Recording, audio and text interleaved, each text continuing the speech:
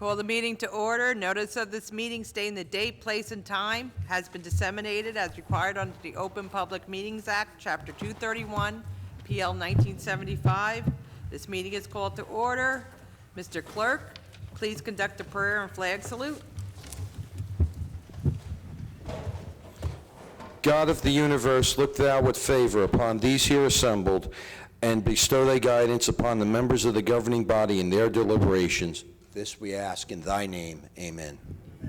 I pledge allegiance to the flag of the United States of America and to the republic for which it stands, one nation, under God, indivisible, with liberty and justice for all.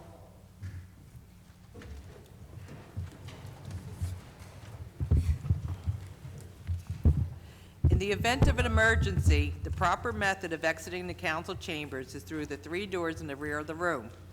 Occupants should proceed down the staircase, out the front door, and move away from the area of the front steps. Any member of the public wishing to speak during the public comment session at the end of the meeting, please sign in on the white sheets provided in the front of the room. Please turn off all cell phones or place them on vibrate. If you must take a call, please leave the council chambers to do so. Mr. Clerk, can you please call the roll? Mrs. Ormond? Here. Javik? Here. Brown? Excused. Mohammed? Here. Cosby? Present. Roman? Present. Strano? Here. Coates? Here. Medina? Here. Hickey? Here. Mrs. Yamakaitis? Here. I would like to acknowledge the passing of Councilman Ralph Strano's sister and offer the council's deepest condolences to the Strano family. Thank you, Council during this President. time. Appreciate it.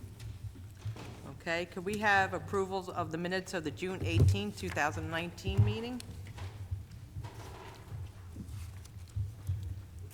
Council President, I move to approve the regular minutes of the June 18, 2019 minute and request a second. Second. Mrs. Ormond? Yes. Javik? Yes. Brown? Mohammed? Yes. Cosby? Yes. Roman? Yes. Strano? Yes. Coates? Yes. Medina? Yes. Hickey? Yes. Mrs. Yamakaitis? Yes. Ordinance is on hearing. We have the one continued from the June 18, 2019 meeting. Ordinance 6326. An ordinance authorizing the West Price Street redevelopment plan for Block 252, lots 11 and 12, and Block 253, lots 40 and 41. Has the ordinance been properly published and posted? Yes, ma'am. Has any written communication been received? No, ma'am. Is there anyone that wishes to speak on this ordinance? Please come up.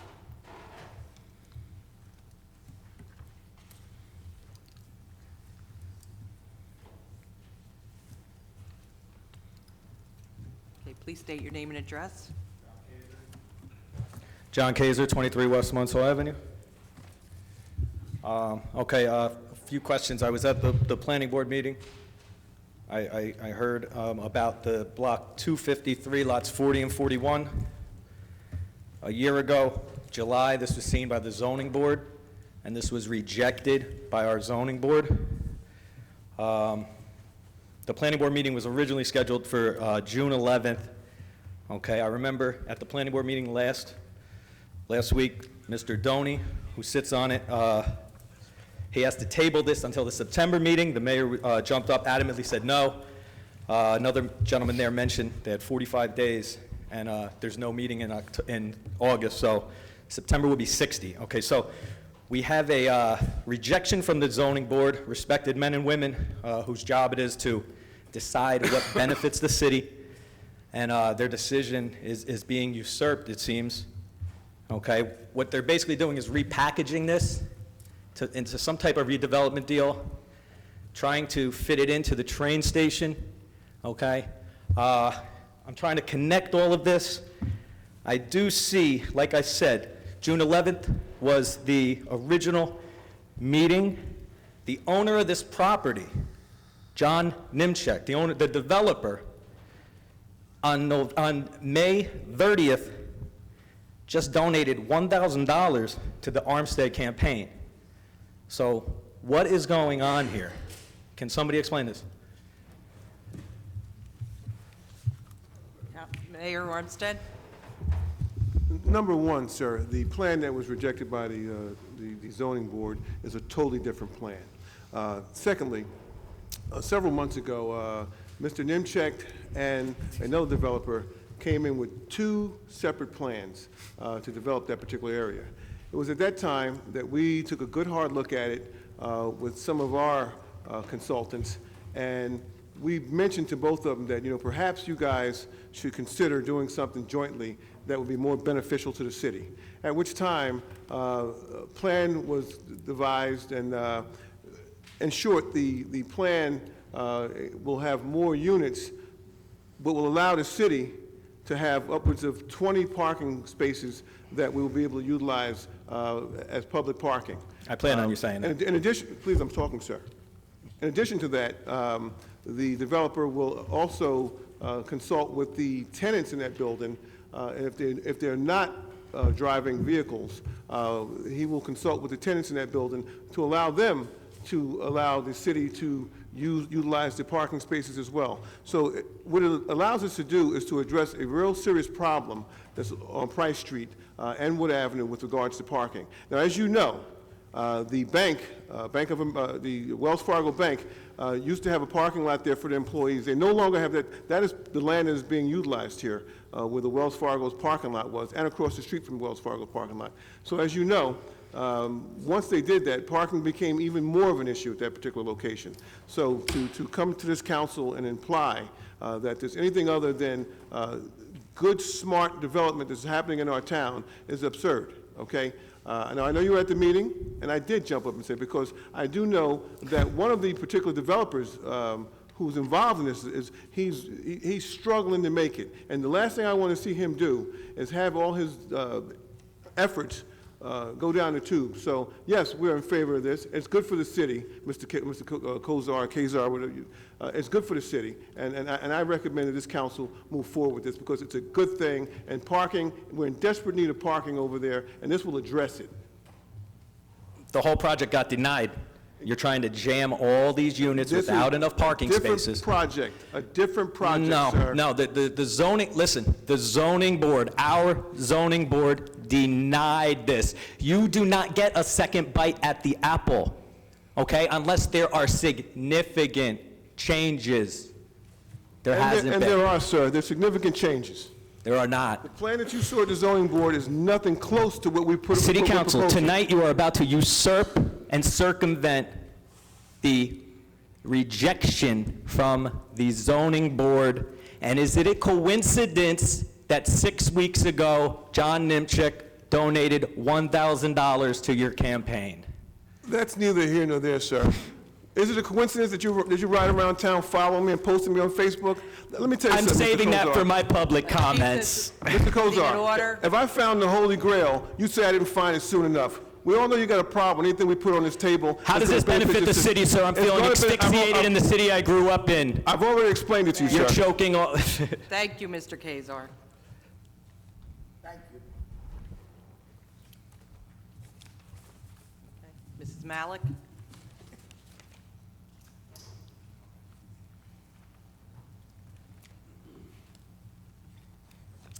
I don't want to get further into a heated debate, but I just want to make one comment, that I am a train user, usually during the week, not that often, but I brought this up to my city council, my ward council person, just that I want to put a plug in to everybody here, since they're talking about this, that there has to be more parking for non-permanent people. It's happened on a number of occasions where I live maybe a few minute drive from the train station. I got to the train station to try and make a business meeting on several occasions where I got there. Once it was like in the morning, and then once later in the afternoon, or twice later in the afternoon. I couldn't find any parking spaces that were open to me. There were a lot of spaces there. They were the permit parking. I actually waited for, each time that I went there, for another train to pass, hoping to get a parking space. So I just want to say that whatever's going to be done to try to convert some of that permit parking make it a permit and or try to do something. So the parking costs $5 for the day. What I had to do was catch a cab, and I didn't know that being a senior citizen, instead of taking the cab for $8, I could have gotten it for $6, so I was paying $16 for a $5 parking fee. I just want to make that comment. Thank you, Mrs. Baflick. Anyone else? Okay, Mr. Clerk?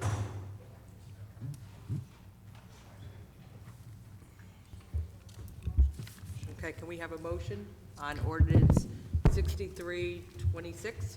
Yes, thank you. Council President, I'd like to make a motion to close the hearing on ordinance 63-26, ask for approval, and ask for a second.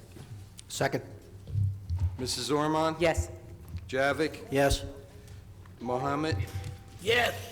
Cosby? No. Roman? Yes. Strano? Yes. Coates? Yes. Medina? Yes. Hickey? No. Mrs. Yamakotis? Yes. Ordinance 6328? An ordinance to amend and supplement Chapter 7, Traffic, of an ordinance entitled, An Ordinance Adopting and Enacting the Revised General Ordinances of the City of Linden, 1999, passed November 23, 1999, and approved November 24, 1999, and as amended and supplemented.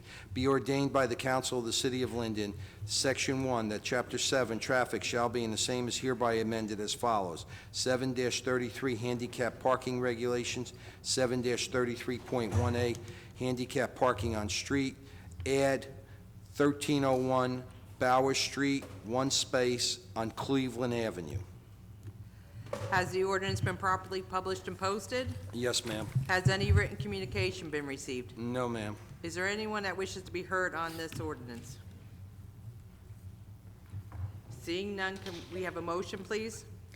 Council President, I'd like to make a motion to close the hearing on ordinance 63-28, and ask for a second, please. Second. Mrs. Ormond? Yes. Javik? Yes. Mohammed? Yes. Cosby? Yes. Roman? Yes. Strano? Yes. Coates? Yes. Medina? Yes. Hickey? Yes. Mrs. Yamakotis? Yes. Ordinance 6329?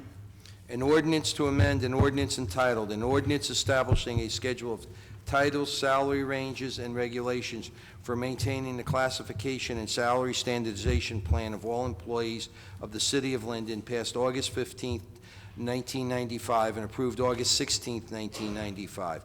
Add Schedule 4-NN-6. Has the ordinance been properly published and posted? Yes, ma'am. Has any written communication been received? No, ma'am. Is there anyone that wishes to be heard on this ordinance? Seeing none, could we have a motion, please?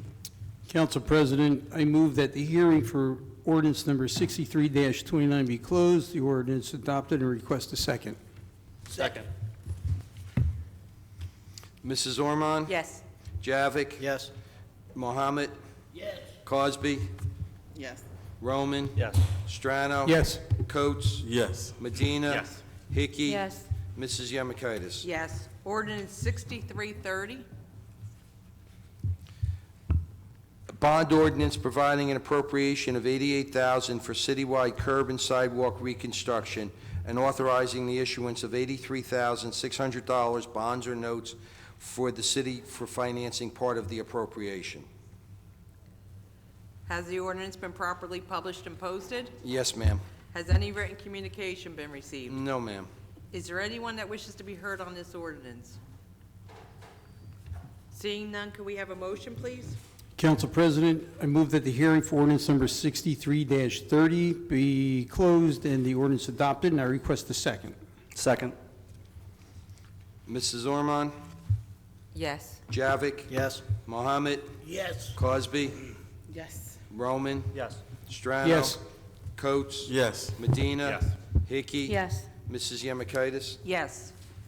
Ordinance 6331? A bond ordinance authorizing various improvements and acquisitions of various items of capital equipment for the municipal garage and appropriating $234,000 therefore, and authorizing the issuance of $222,585 bonds or notes to finance part of the cost thereof. Has the ordinance been properly published and posted? Yes, ma'am. Has any written communication been received? No, ma'am. Is there anyone that wishes to be heard on this ordinance? Seeing none, could we have a motion, please? Make a motion that the hearing is closed and ordinance 6331 is adopted and ask for a second. Second. Mrs. Ormond? Yes. Javik? Yes. Mohammed? Yes. Cosby? Yes. Roman? Yes. Strano? Yes. Coates? Yes. Medina? Yes. Hickey? Yes. Mrs. Yamakaitis? Yes. Ordinance 6332. Bond ordinance providing an appropriation of $1,238,600 for the acquisition of various items of capital equipment for the Department of Public Works and authorizing the issuance of $1,176,670 bonds or notes of the city for financing part of the appropriation. Has the ordinance been properly published and posted? Yes, ma'am. Has any written communication been received? No, ma'am. Is there anyone that wishes to be heard on this ordinance? Seeing none, could we have a motion, please? Council President, I move that the hearing for ordinance number 63-32 be closed, the ordinance adopted, and I request a second. Second. Mrs. Ormond? Yes. Javik? Yes. Mohammed? Yes. Cosby? Yes. Roman? Yes. Strano? Yes. Coates? Yes. Medina? Yes. Hickey? Yes. Mrs. Yamakaitis? Yes. Ordinance 6333. An ordinance creating the position of parking enforcement officer. Has the ordinance been properly published and posted? Yes, ma'am. Has any written communication been received? No, ma'am. Is there anyone that wishes to be heard on this ordinance? Mr. Malik? Please come up and state your name and address. Virginia Malik, Lenape Road. I see quite often driving around a little white Focus car that says parking enforcement or something to that effect. So I don't understand about the creation of this position. I mean, I thought we had one. I thought we had several. I can't. Mr. Roth? Or Chief Hart? Yeah, I'll answer that. We've had parking enforcement officers over the last, I'm going to say, 10 or 12 years. We had one probably 15 years ago and added 2 or 3 positions over the last 3 to 5. This is just memorializing into the table of organization within the city. Nothing's being added. These are existing positions that have been there for years. Just out of curiosity, then, why wasn't this position then added like 15 years ago? I know a lot of people have been talking about organization, this and that. Why were we so remiss in putting this pen to paper? That's kind of unusual. As you know, the city, and I can't answer what happened 15 years ago, but what I can... 10 years ago, 5 years ago, you were Well, around. What I can tell you is that we have been going through, as you know, you come to all these council meetings, we've created positions, we've altered positions, we've changed tables of organization. This is just an administrative, clerical ordinance. Oversight. It wasn't anything more than that. The Okay. position, as you know, the position exists because you said they're driving around. all Driving over. around. So by not having this position a number of years ago, and with the position, I assume that there's like job descriptions and things of that nature, how then does one get a promotion or make salary adjustments when you don't have a stated position for that particular person and requirements? Council President? Yeah. If I may. They are and have been part of the collective bargaining agreement with the Teamsters 469. They have been part of the salary ordinance. The position exists here. The people filling the position exist here, as does the position is recognized by civil service through CAMPS. CAMPS is the program that we notify civil service, the state, that people exist, and that the position exists, and that those positions are filled. And as you know, we've been filling parking enforcement for years. Right. So it's just, again, it's just a clerical change. But the ordinance, the salary ordinance does allow us to hire. The salary ordinance does allow us to fill positions. Right. And just maybe as a side note, if there's not a written position in our organization chart, whatever, then could there ever be an oversight where if someone was going to be filling, let's say, the position of a parking officer, that they may not necessarily post it? Could there be like posting issues especially if there's no written position on this. I honestly, I'm not sure I understand the question. All right, I'm because sorry, we I have to don't- post something, but could there ever be an oversight where someone wants to fill a position, but they don't really know about it because it's not written somewhere?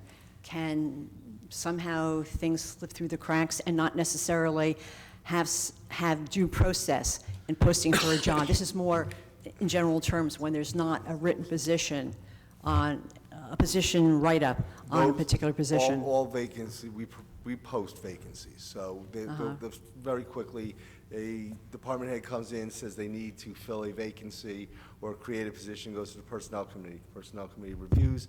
As you know, you've seen all these reports, they put it on the personnel agenda.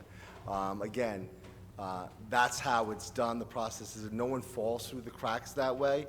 The positions are then, once they're approved, the people get put into the system, into the pension system, into civil services system. This, again, this ordinance is simply a table of organization change. The positions exist, have been for a long time, and we have people who have, for lack of a better term, civil service protections in that position. Fine, thank you. Thank you, Mrs. Mallon. Please state your name and address. Hans Zerberg, 51 Westover Road. Also, too, Mr. Roth, question for you. It's not going to affect any staffing or changes, correct? I mean, I met a lot of great staff. I got to say, a lot of park enforcement Come officers. through the chair. And No, sir. This is the ordinance itself. got you. It's just codifying the position that already exists into the TO. I got you. I appreciate it, because these park enforcement officers, they do a tremendous job for downtown Linden, and they do a great job. I've seen some happy campers getting a ticket for double parking. I can't blame them, but, well, all right, that's all I want to make sure. Nothing affects, but that's good. Appreciate it. Thank you. Okay, anyone else? Okay, can we have a motion on this ordinance? We're still on 63-33? Yes. Okay, Council President, I move that the hearing for 6333 be closed, the ordinance adopted, and request a second. Second. Mrs. Ormond? Yes. Javik? Yes. Mohammed? Yes. Cosby? Yes. Roman? Strano? Yes. Coates? Yes. Medina? Yes. Hickey? Yes. Mrs. Yemakaitis? Yes. Consent agenda. All items listed with asterisks are considered to be routine by the city council and will be enacted with one motion. There will be no separate discussion on these items unless a council member so requests, in which event the item will be removed from the general order of business and considered in its normal sequence on the agenda, items number 1 through 5. Does any council member wish to remove an item? Okay. Can we have a motion, please? Council President, I move that the consent items number 1 through 5 be adopted or approved, and request a second. Second. Mrs. Ormond? Yes. Javik? Yes. Mohammed? Yes. Cosby? Yes. Roman? Yes. Strano? Yes. Coates? Yes. Medina? Yes. Hickey? Yes. Mrs. Yemakaitis? Yes. Committee reports and comments from the members of the governing body and ward order. Councilwoman Ormond? Thank you, Council President. First of all, I'd like to read the Department of Public Property and Community Services report. The monthly financial report from the Division of Transportation and Parking reports a total of $89,232.10 that was collected. The Trenton side collections, $4,121.25. New York side collections, $3,270.25. Railroad credit card transactions, $33,572.75. Railroad permits, $3,060. Online railroad permits, $30,725. Parking meter collections, $14,482.85. And there were no merchant permits, once again for a grand total of $89,232.10, submitted by Tyrone Givens, the traffic maintenance supervisor. The only thing that I'm going to briefly discuss is last week, on Sunday, July 7th, we did have our grand opening for Wales Park. I'm going to start off by saying that there was a great effort by a lot of people. Our Parks and Recreation Department surprised me by saying that there was going to be a pavilion, and we really did not have the opportunity to get that completed. But we don't let one little thing like that stop our show. We had over 800 flyers that were circulated throughout the community. We had it advertised on TV 36, and I'd like to thank Tony Copland for making sure that it got up there in enough time. Our First Word community pulled together, and we had a wonderful time. We had popcorn that was prepared for us by Rabbi Hess and his congregation, and I'd like to personally thank Erica and her husband Eitan for popping the popcorn. Balloons were donated by another First Ward resident, Sandy Vasquez Jackson. She works for our fire department, so I would like to personally thank her as well. Italian ice was provided by Juliana and Joe Lapicchio, who once again are First Ward residents. We had hot dogs provided by Wayne Zuba, cotton candy by Dominic Caruso. We had over 85 kids that came to the park, and each child's name was entered into a raffle, and 2 bicycles were given away. We had juice boxes, water, packaged snacks, and each child that came into the park received either a ball, a frisbee, a jump rope, some sort of toy or a prize that they were able to walk away with. The 2 kids that won bikes, I just can't even begin to say that I don't know what was better. The wide eyes of the little boy who won a bike because he had outgrown his small bike, or the smile on the little girl's face and her father's face when they came to my car and I said, "Come get your bike." She had never owned a bicycle before. And those moments are just priceless in any parent's heart, any parent's mind. Any person that could have witnessed that, you would see that it was priceless. I also wanted to comment that a lot of the items, the snacks, the water, the juice boxes, the popcorn, a lot of that was provided by myself. The bikes, the toys, that personally came out of my pocket and an investment back into the community. When you elected me as your official, it wasn't just to reap all benefits, but like I said, to just be able to give back to the community whenever I could. I chose to see the positive of that particular day. Yes, the pavilion wasn't done, but how many of us have not met a deadline on our jobs and didn't get fired from it? The pavilion was still solid, it was no roof. But I didn't see the pavilion that was not complete. I saw children playing in the park, I saw them playing on the jungle gym, on swings, and I saw lots of parents out there with their children, unlike I've ever seen before. I didn't see cracks in the pavement. I saw cotton candy, I saw Italian ices, I saw just joy, children just having the greatest time. I didn't want to disappoint the children. People were saying, well, why didn't you cancel because it wasn't done? Well, how do you possibly go out after handing out 800 flyers and start knocking on doors and telling children and parents, you know what, we're not going to let this happen. It happened, and it was wonderful. I didn't get one complaint from any parent in that park. We were met with handshakes, hugs, and total appreciation. I also wanted to say that the First Ward is evolving into a wonderful, multicultural, multi-religious, multi-ethnic ward. We're all different, and I'm going to continuously say it. We have one thing in common.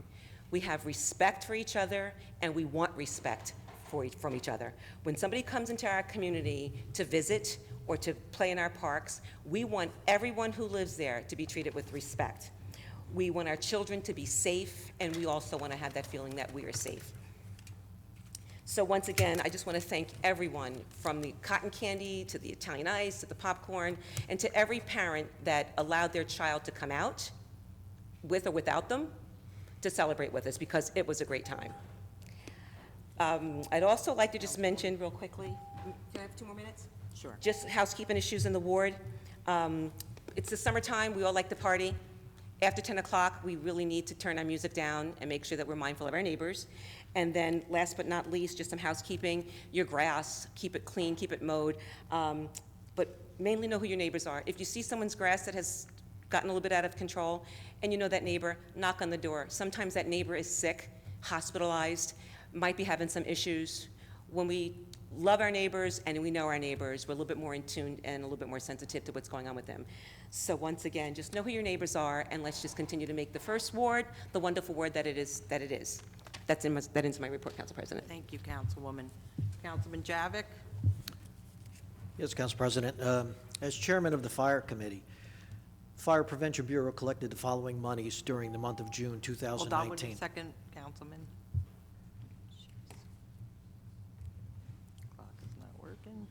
There we go. All right. Sorry about that. That's okay. As chairman of the fire committee, the Fire Prevention Bureau collected the following monies, a total of sum of $6,735.49. In regards to the Linden Fire Department ambulance billing, the amount of $50,772.12 for June 2019 have been added to the total deposits for 2019 totaling $365,619.91.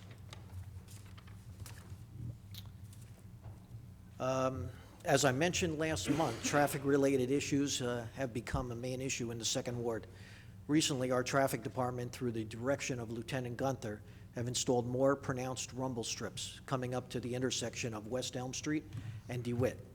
We have also trimmed trees, giving more visibility to stop signs in the ward. We are going to review setbacks where blind spots are created by allowed parking, and if need be, move the parking further away from these corners. Speeding is still an issue and is being monitored in the Second Ward. Tree trimmings are getting caught up in the ward. Removals have not been caught up with yet, but we're getting closer. This Friday will be our Linden Fire Department Junior Fire Academy graduation. All are welcome, which will be at the JTG Center at 3:30 p.m. We will be starting also our second annual Police Youth Academy training this Monday at July 22nd. In addition, our community night out is scheduled for August 6th at the Promenade at 5 o'clock p.m., where you will be able to meet the officers who work in your neighborhood. This event will include food, activities for kids, in addition to prizes and giveaways. One additional safety reminder, bike helmets are required in the city of Linden. Wish everyone a happy summer, and Council President, and the report. Thank you, Councilman. Councilman Mohammed? Good evening. Thank you, Council President. The following licenses, permits, and transcripts issued in the city clerk's office during the month of June 2019 and fees received have been turned over to the municipal treasurer of the city of Linden. 55 birth, death, and marriage transcripts, revenue to the city, $825. 28 marriages, civil union licenses, $84, $700 to the state. Domestic partnerships, 0. Miscellaneous revenue, $108.20. Bingo and raffle was 0. EDRS vital statistics, $990. Borough permits, 0. Interest earned, 37 cents. Toll is $2,007.57 to the city of Linden and $700 to the state of New Jersey. The city clerk license division is submitting this monthly report for the month of May. Its office issued 327 dog licenses and 50 miscellaneous licenses and collected $6,224. The city clerk is also submitting a report for the month of June 2019. This office issued 50 dog licenses and 62 miscellaneous licenses and collected $5,423. $23 it is. Just like to report to the people in the Fourth Ward that we moved the summer camp from the Fourth Ward Park at the decision of the Recreation Department and is now at the Fairfield Park. I will be meeting with the director of the Recreation Department to review the various parks in the Fourth Ward and to look forward to other programming. I've been advised by a citizen that he would like to offer a tennis class in the Fourth Ward Park, and as soon as I get that information, or anybody else would like to do volunteer leg work, please be in touch with me at 908-463-4843. Thank you. Thank you, Councilman. Councilwoman Cosby, before we go to you, Councilman Javik has the finance report from Councilman Brown. Council President, approval is requested for the following finance actions. The payment of bills totaling $1,578,908.16. Bills have been signed by the mayor, council president, and finance chairman, and a detailed check register and vouchers are on file in the clerk's office. We are in receipt of the investments made by the city treasurer for the month of May at the rate of 2.75%. I move for approval and ask for a second. Second. Mrs. Ormond? Yes. Javik? Yes. Mohammed? Yes. Cosby? No.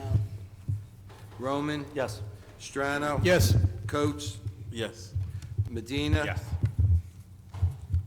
Mr. Medina? Yes. Hickey? Abstain. Mrs. Yamakitis? Yes. Okay, Councilwoman Cosby? Ready? Yep. Okay. So, good evening. I just wanted to start by wishing my two sons, Bilal Rashan and Derek Charles, happy birthday. I have summer babies, so there you go. I wanted to thank Mr. Buono, Beatmaster Productions, and Savannah's for their efforts in the first ever celebration of Juneteenth. What many people don't understand about the holiday is that it commemorates the true end of slavery in America, which was 2 years after the Emancipation Proclamation. There was good food at the event, music, and an awareness of African American culture. And as a side note, the mayor vowed to make it a better event next year, so I'm looking forward to that, right? Hagel Avenue Park equipment is in-house, as I stated last month. However, due to the continued rain, I've been informed by Mr. Copland that the installation will be delayed. I'd like to thank my neighbors for their continued patience for that park. Cranford Avenue pre-construction meeting was held today, and the contractor hopes to have the roadway paved entirely before school opens in September. I'm getting lots of calls and lots of emails about that, and so we're gonna get it done, so hopefully before school starts, it'll be done. The Linden Housing Authority has applications available for people 62 years or older or disabled under 62 years, permanently disabled, collecting Social Security disability. This is at the 1551 or the 1601 Dill Avenue properties, and they can download applications from the website at lindenhousingauthority.org, or I can email a copy to anyone interested. I'd like to mention that I'll be requesting reappointment next year for 2020 as the liaison, which I served on for 7 years, but the liaisons haven't attended one meeting to date for the Linden Housing Authority. I've attended 2 of the 3 that were held so far. Save the date, 5th Ward residents. Our regularly scheduled meeting is going to be on Thursday, August 15th at 6:30 at the Recreation Center on John Street. Our police will be there as usual. The Board of Health is going to be there with valuable information about immunization for children and seniors, and we're going to have refreshments. I don't know if we can get a grill. We may do barbecue or something, but we'll have food. August 17th is our annual ward-wide yard sale. So there's no permit required. I'll be creating a list and a map. If anyone would like to have their address listed or help pass out the flyers, please send me an email at rcosby-nj.org. Team Linden, Hooked on Fishing, Not on Drugs, we're going to resume our schedule August the 3rd. We've been displaced due to planned repairs at the facility that we're using as our home base. Also, so this is the 4th year for the Hooked on Fishing, Not on Drugs, and this is the first year that the city actually has taken ownership. Myself and my fellow volunteer leaders will be seeking to meet with the new Director of Recreation in the coming weeks to see how we can enhance this program for next year and keep it going. Just wanted to make a reminder that the John Street Recreation Center is a cooling center, and it's going to be really hot. The police chief reminded us. So if you want to call the LMPC, call 908-474-8469 and get their hours of operation, and that's a cooling center. And that concludes my report. Thank you, Councilwoman.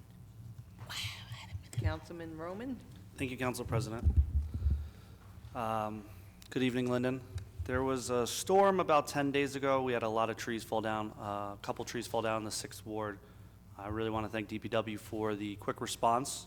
And if you do need a tree replacement, there's still some time, so please call me. Councilwoman Ormond mentioned parties. I'm also having a couple problems with, or a couple complaints from residents with parties being too loud or going on after 10. If there is a party going on after 10 p.m., call me. I will be out there with a smile on my face, ready to calm them down and make sure that you can that you can sleep or relax that late at night. So, accident review. There was another bad accident on Clinton and Morris. It was pretty bad. This is probably the third one I've seen since I came onto council a year and a half ago. Just at that intersection, probably like 5th or 6th or 7th at Clinton overall. There's 2 flashing stop signs coming to Clinton, but it's not at that intersection. It's an intersection that I had previously had reviewed. I believe it's Munsell. But honestly, it's not enough. So I will be continuing to ask accident review to just check on these intersections, especially Morris. It's right down the street from the school. The kids walk that way home. I know I've said this previously last year. I'm sick and tired of all these accidents at this intersection. I'm just so scared that one day there's gonna be a kid on the sidewalk when it happens. So I will continue that at our monthly meetings. The county spray park is it's an interesting, I was gonna say a massive success. It is well attended. I don't know if the secret's out, and everyone's coming in from around the state. Initially, when it was open, it was like 45% Linden, 20% Elizabeth, and mixed everywhere else. Now it's 25% Linden, 25% Elizabeth, and about 20% out of county. And that's been pretty stable numbers for the last couple weeks. It's come at a very big cost to some of these streets in the 6th Ward. I want to start off and talk directly to residents of Kennedy Drive. Tyrone Givens came out and painted the curbs, or the transportation department came out and painted the curbs there to stop the patrons from parking and blocking your driveways. This was meant to be done as a deterrent. So if you have a problem, you call me, you know I'm going to be out there. You know I've been out there basically every day anyway. I want to thank Linden Police and their traffic commander, Lieutenant Gunther, for giving us a hand on Kennedy and Stimson, gave us the signboards out there telling people you can't park beyond this point on Kennedy, and also helping with the crosswalks, because we got the signs up, but people aren't looking at the signs. Yes, there's a lot of cars. I'm asking the city to work with the county in order to fix this. County's willing to recognize that they've caused issues on our city streets from their county park. So I'm working with the city, so the city can give permission to the county to put line spots on Kennedy. That way, people know where to park, and we can maximize the amount of parking there. After that, obviously that's going to take part of this summer. I'm going to be looking to do permit parking next year. An ordinance takes 2 months. If we did the ordinance right now, it's not helping you until August. We can't do it right now because it has to be studied, so there's no way we can get a permit parking ordinance through until September anyway. I will be looking to have that in place for you guys by next year, no doubt. I've been at your doors every day in Kennedy. I know there's a lot of litter. I'm asking for garbage cans to be placed out and strict enforcement done on littering. The people that are coming don't seem to care about the littering laws on Kennedy Drive and Stimson, and Jefferson even now, because it's growing. And there's literally Linden Police Department, no littering, $500 fine, right next to a lot of trash that are just being thrown on our streets. So I'm out there, I'm cleaning up every day. I really want to thank John for going out the other night and cleaning up before I could even get there, before I even saw it. So I really appreciate that, John. So that's that. If there's any issues with Kennedy and Stimson, I know they're going to be. I will be out there. If you call me, I'm probably already out there, especially when it's on the weekends. So the Winfield Fire Department Carnival is Wednesday, July 31st to August 3rd. That's Saturday. Please come out and support their ambulance squad.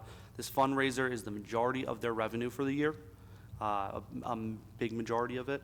And this is the 70th year the Winfield Carnival is in existence. With this carnival, they pay for training, ambulance equipment, radios, and anything else that is required to keep their volunteer squad going. So again, that's Wednesday, July 31st to Saturday, August 3rd. Come out, rides, beer tent, you guys know the deal, clams, ribs, games for the kids. It's a great family affair, so please come out. I just want to finish up, Council President, if I have just an extra minute. I just want to finish up with saying that the weather tomorrow will be heavy rain from the remnants of Hurricane Barry, and there will be a massive heat wave over this weekend. I'd really like the chief to just remind the public of where the cooling centers are, because I think it's very important to check on your neighbors, especially your elderly neighbors, to make sure everyone's cool. So, Chief, if you don't mind. And the cooling centers will be the JTG Center. Of course, it'll be closed on Saturday, Union Street, John Street Center, and the library will be open through the weekend, not Sunday, but will be open on Saturday. Thank you. Thank you, Chief. Everyone remember to check on your neighbors, and if you have any issues, I'll be around all weekends, 908-494-5784. Thank you, Council President. Thank you, Councilman. Councilman Strano. Thank you, Council President. I have the personnel report, 6 items on this page here. I'll try to read through as fast as I can. In Community Services and Public Works, item A is rescind the appointment of Miroslav Jankowski as a diesel mechanic from June 18th, 2019, and the personnel report item was item 5A, and make the appointment of Miroslav Jankowski as a diesel mechanic effective August 5th, 2019, at a salary of $29 per hour, subject to the successful completion of the city's pre-employment requirements. B, salary adjustment for Chris Horvath, a senior diesel mechanic, to $30 per hour effective July 17th, 2019. C is to rescind the appointment of Jason Brown as a laborer from May 21st, 2019, personnel report item 5A, 5C, and make the appointment of Jason Brown as laborer effective June 9th, 2019, at the salary of $15 per hour, subject to the successful completion of the city's pre-employment requirements.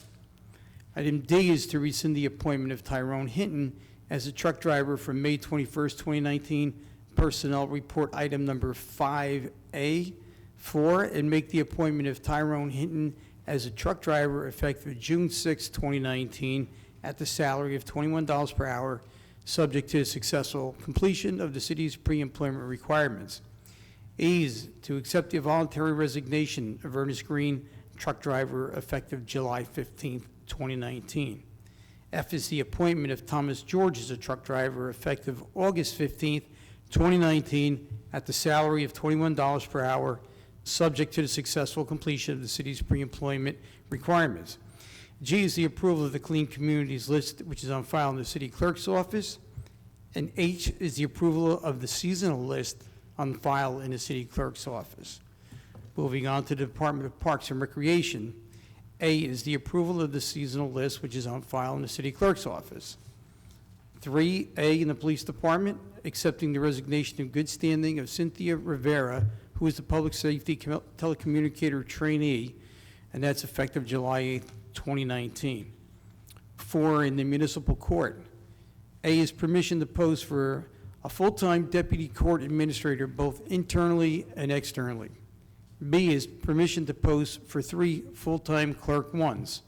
C is determination of Dharmista Patel, effective June 27th, 2019.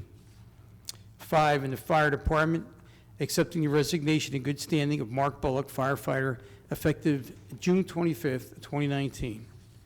6, personnel, the appointment of Chanel King as an intern assigned to the Office of Administration, effective July 17, 2019, through August 31st, 2019, at the rate of $10 per hour. B is the appointment of Bruce Armistead as an intern assigned to the Office of Administration, effective July 17, 2019, through August 31st, 2019, at the rate of $15 per hour. He's a college student.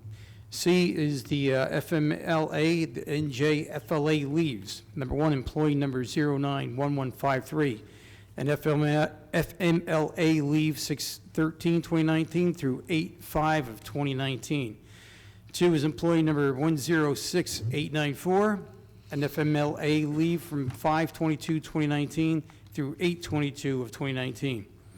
3 is employee number 091142, FMLA leave 7/1/2019 through 7/12/2020.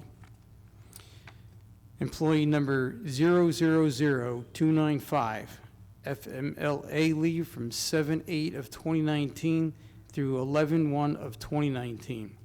Employee number 909119, and intermittent FMLA from 3/4/2019 through 9/4 of 2019. Employee number 001057, intermittent FMLA from 7/26 of 2019 to 7/26 of 2020. Employee number 0146, I don't know if that's a typo, if there's numbers missing, but it's an intermittent FMLA 6/13 from 2019 through 9/13 of 2019. Employee number 108233, intermittent FMLA 7/11 of 2019 through 7/11 of 2020. And employee number 108318, intermittent FMLA 7/2019 through 7/20 of 2020. Is there, oh no, that's it for the personnel report. Is there any questions? Council President, questions? Mrs. Malik?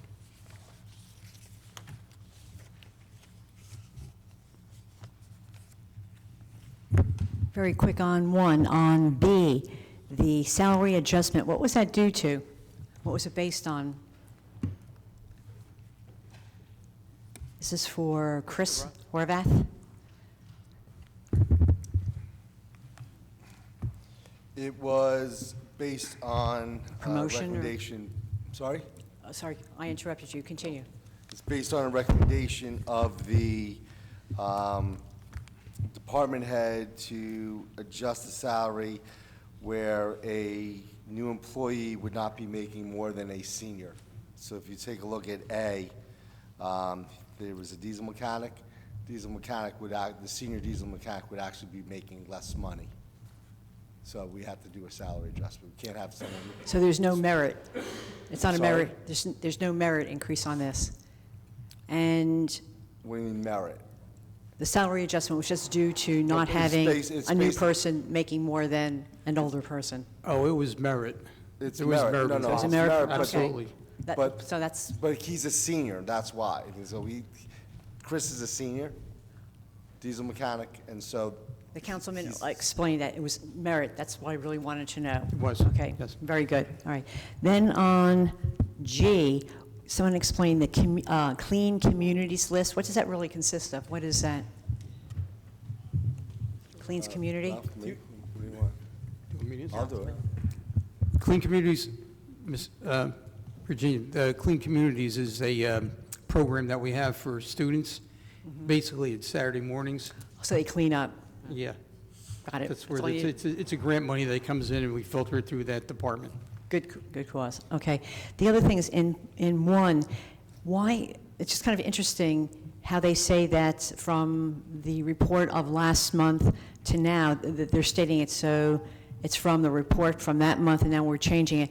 Why did we have to go through that change, like rescind and then start over again? That's It's kind of confusing. I can tell you why, because I just had a trial that's going on right now where the judge said that the resolutions weren't written thoroughly enough that he could I couldn't follow. hear. What was that? He said that, the judge said that he was seeing, that wasn't for Linden, but it wasn't, the resolutions that we were arguing were not written well enough that he could follow the resolutions as a standalone document without further explanation. So what I did now, I'm doing everywhere, is I'm rewriting resolutions for fully. So what happened is, for these particular individuals, You don't we have had to to say anymore. change the It's- date. I We have to change understand. the date, so that's why it's written that Okay, way. and I just hope, just to make a general comment, a lot of times that resolutions are given, and they're not really substantiated enough. I mean, if someone doesn't go to the Monday night meeting or have time to ask any of the council people, so I'd just like to make a general statement that when resolutions are posted, please give a little bit more background, not that you have to, add sentences and sentences. Sometimes maybe just one sentence will be enough to help the resolution. I would appreciate that. Thank you, Mrs. Malik. Okay, anyone else? Okay, seeing none, Councilman? I'd like to make a motion that the personnel report as read be accepted, and I request a second. Second. Mrs. Ormond? Yes. Javik? Yes. Mohammed? Yes. Cosby? No. Roman? Yes. Strano? Yes. Coates? Yes. Medina? Yes. Hickey? Yes. Mrs. Yamakaitis? Yes. Councilman Strano? Yes, I'd like to thank you for your condolences earlier, and to all the people that offered them as well. But getting back to things that are going on in the 7th Ward, there's a lot going on. There's going to be a lot more going on. Just recently, this weekend, we had a water main break on South Style Street. Kind of messed up traffic for a little bit there. Unfortunately, there weren't too many residents that were impacted. There was some concern about whether there should be a boil of water, and the biggest complainer is my wife. So I have to, she said, you have to call people. I said, you know, I think the water company has that part under control. And I think that if there was a boil water, or if there was going to be a disruption in service, and the police department was very good about notifying me about this as well, too, because it happened early in the morning when it occurred. But the water company was good. The contractor they had that got out there jumped on it right away, and there was minimal disruption. We had a couple incidences where I didn't get any complaints on it, but I complained on it, where we had a permit that was allowed for Memorial Park, and it got a little out of hand. It was during the day. It wasn't late at night. I just want the residents to know that the police department was informed. There were some issues. Vehicles in a park where we have children in Memorial Park, and to me, that's a big no-no. Vehicles have to stay in the streets, and there's a reason for that. Obviously, if you have a vendor that's selling food or anything of that nature, you know, that would be allowed, but it quickly got out of hand. But the police department was very good at responding to that. I want to congratulate the chief for helping me out with that. And the other thing is that, yeah, you know, it's summertime. There's a lot of people around in the parks, a lot of kids out on the streets. We all have to be careful. And with the striping issues, yeah, we're going to address all of that. As you know, that Style Street and Southwood Avenue. Councilman, do you need additional time? I will. No, I can end it. Just finish up your thought. When those two streets are repaved and reconfigured for the traffic grant that we got, that all that striping will be renewed, as well as additional sidewalks put in where there aren't, yeah, and the signals will be upgraded as well. Possibly even some might be added, but we don't know about that yet. Thank you. It's in my report. Thank you. Mr. Coates? Thank you, Council President. As the 5th Ward Councilwoman stated earlier, Cranford is split between the 5th Ward and the 8th Ward, so I'm finally glad for both of our residents that it'll be paved by the time school starts. They should be happy about that. PNCG has notified me that they're changing light poles on Park Avenue and Essex Avenue, East Baltimore, and throughout the 8th Ward. So look, if you see them around, that's what they're doing, changing the poles, making sure our light stays on. As far as traffic, the chief and the police department is doing a great job on East Baltimore and East Elizabeth Avenue and Park Avenue. So I'd like to commend the chief and his department for the services that they're doing in town. I also like to commend the city clerk's office for relaying a lot of information to us. Without them, we'd probably be lost on a lot of things. So I'd like to give a strong hand for the clerk's office. They do a great job. If the 8th Ward need to contact me, you can contact me by my email. It's pcoates@linden-nj.org, or my cell number is 908-577-4168. Council President, that concludes my report. Thank you. Mr. Medina? Yes, thank you, Council President. Good evening, everyone. Just have a few points here, but before I go into those notes for the 9th Ward, I do have a committee report from the Construction Code and Lighting. I make a motion for the approval of the installation of a street light at the following locations and request a second. Pole number 6188 in front of 910 Weesheep Road. Request a second. Second. Mrs. Ormond? Yes. Javik? Yes. Mohammed? Yes. Cosby? Yes. Roman? Strano? Yes. Coates? Yes. Medina? Yes. Hickey? Yes. Mrs. Yamakaitis? Yes. Awesome, thank you. Just wanted to update everyone, especially in the Ninth Ward community, on the road paving. I did stress to our engineer last night in our caucus meeting. I'm trying to wrap up my newsletter and whatnot and communicate to the folks in the Ninth Ward for the streets. I apologize, I just have to look at my sent email here, just to provide the original road paving list that I provided back in January 4th of this year. So for everyone out there in the Ninth Ward, I submitted Burwood, which is a small road, one block road, Princeton Road between Summit and DeWitt, Edgewood between Orchard and Summit, Palisade between Orchard and Wood Avenue, Swarthmore between Summit and Orchard, Elmwood between Summit and Orchard, and Drapkin, which is between Raritan and North Wood Avenue. That's that one stretch there right by that empty park that we're hopefully we get to do something with that piece of property soon. I received a preliminary report today, so I'm hoping that our engineer will get back to me sometime this week or not next week. So what came back to me today is Edgewood between Orchard and Summit, and also between DeWitt and Myrtle, and Drapkin, which is that one block stretch that's in really, really poor shape.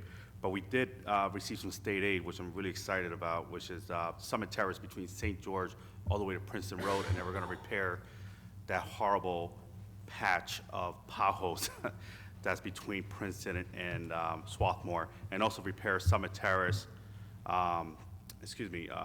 DeWitt Terrace as well between Princeton and Swarthmore. So I'm hoping to receive the finalized list, because I did submit a few streets, and a majority of those streets already have paid from the gas companies. So we do get a significant amount of monies for road paving, and I hope that this preliminary report is not finalized, because I would like to, I like to normally spread the love throughout the entire community. Listen, if we had the money, I'd love to bang out Orchard Terrace, I'd love to bang out, all these major roads and whatnot, but I'd like to spread the love throughout the entire community, one block here, one block there, so no one can say, hey, you're favoring one side of the neighborhood and not this side of town, of the neighborhood and whatnot. So when I gave you those streets, you can look them up, they're all over the map in the Ninth Ward. Just try to really tackle those really, really bad roads, because we haven't been, well, a lot of these roads haven't been touched in years, and the ones that were done, within a 10-year time span, they're just falling apart because the material was just crappy. So I'm hoping to receive a finalized list. That also goes for sidewalks. We just approved the ordinance, which was 63-30, and we're hoping to see all those improvements as well for the sidewalk. I submitted a very lengthy list. I must have been over 100 addresses on there, and I know I'm not going to get all of them, but we're trying to do our best. Just also want to thank our great police department. They're cracking down on cars that are being broken into. A lot of the cars are being left unlocked. Listen, I'll say it up here. I was one of those victims a few weeks ago, so I'll say it, I don't care. I submitted the video. We left the car unlocked. They went into the car. Luckily, I had nothing in there that was valuable, but this is my second time. So I haven't learned my lesson. Maybe this time I learned my lesson. Thank God I don't have anything valuable in there, except for the car seat in the back for our son. So, but again, the police department, they're out there, they're patrolling. They're doing the best they can. I did get into a discussion with a resident, and I try to explain to folks, any community off the Parkway is a perfect target community, right? Because these folks, these thieves, they thrive on an easy getaway. That's just my opinion, but that's kind of like the trend. So it's not only Linden, Cranford's getting hit, Clark is getting hit, Winfield's getting hit. It's just not isolated to Linden. It happens everywhere. So, but they're doing an amazing job, and I want to thank them. They have been out there busting their humps and getting these folks. And I believe they did capture some folks that the chief reported. So, also DPW, a big thank you to them. They went out there and they cleaned up the tennis court at Wilson Park. The park is now entirely in the First Ward, but it's utilized by every single Lindenite here. So it's a staple in our community. And I look forward to seeing some major improvement at Wilson Park in 2019. I did speak to our director and our engineer, and we're hoping to have some funds allocated next year. That being said, I could be reached at 908-986-6100. You can text me, and you can also email me at amedina@linden-nj.org. Thank you. That concludes my report. Thank you, Mr. Medina. Mrs. Hickey? Thank you, Council President. First of all, good evening, everybody. I just want to let you know, Winfield Carnival is coming up every year. I have to thank all of my residents in those areas for their patience. We will be implementing again, along with the Traffic Bureau, the implementation of parking only on one side of the street. We try to be fair that we switch every year to the opposite side. This is for the safety of all. People are walking with cars parked on both sides of the street during that event, and being dark, it's very hard. I'm so concerned about having an accident. I do want everyone to know if there are any issues whatsoever, please contact the Linden Police Department non-emergency number 908-474-8500. All of you know my cell phone, 908-347-4548. I have the utmost confidence in our police department that they'll do an amazing good job, as they've done in previous years, with extra patrols at the carnival. There's many people that emailed me about or called or texted about trees. I do want to let you know that you are on the list. Sometimes this doesn't happen overnight. We have a great tree crew, and it's we have to go by priority and need, and what's dangerous and what's not. And we have to remember that there are 10 wards. So I just, again, thanks for your patience. I will always give you an update. If you call me, I will double check to see where you are or how long. Honestly, if it's a huge tree, and it's a lot of work, it's something that might be set off for a while, because it takes a lot of crew and a lot of men to get it down.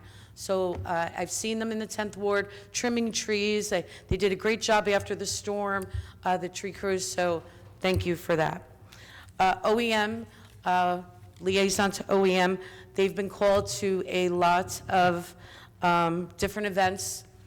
These are volunteers that are doing an amazing job, and I just truly want to thank them and thank Chief Hart for leading them and helping our city out in a great direction while saving money with these individuals that truly care about our city.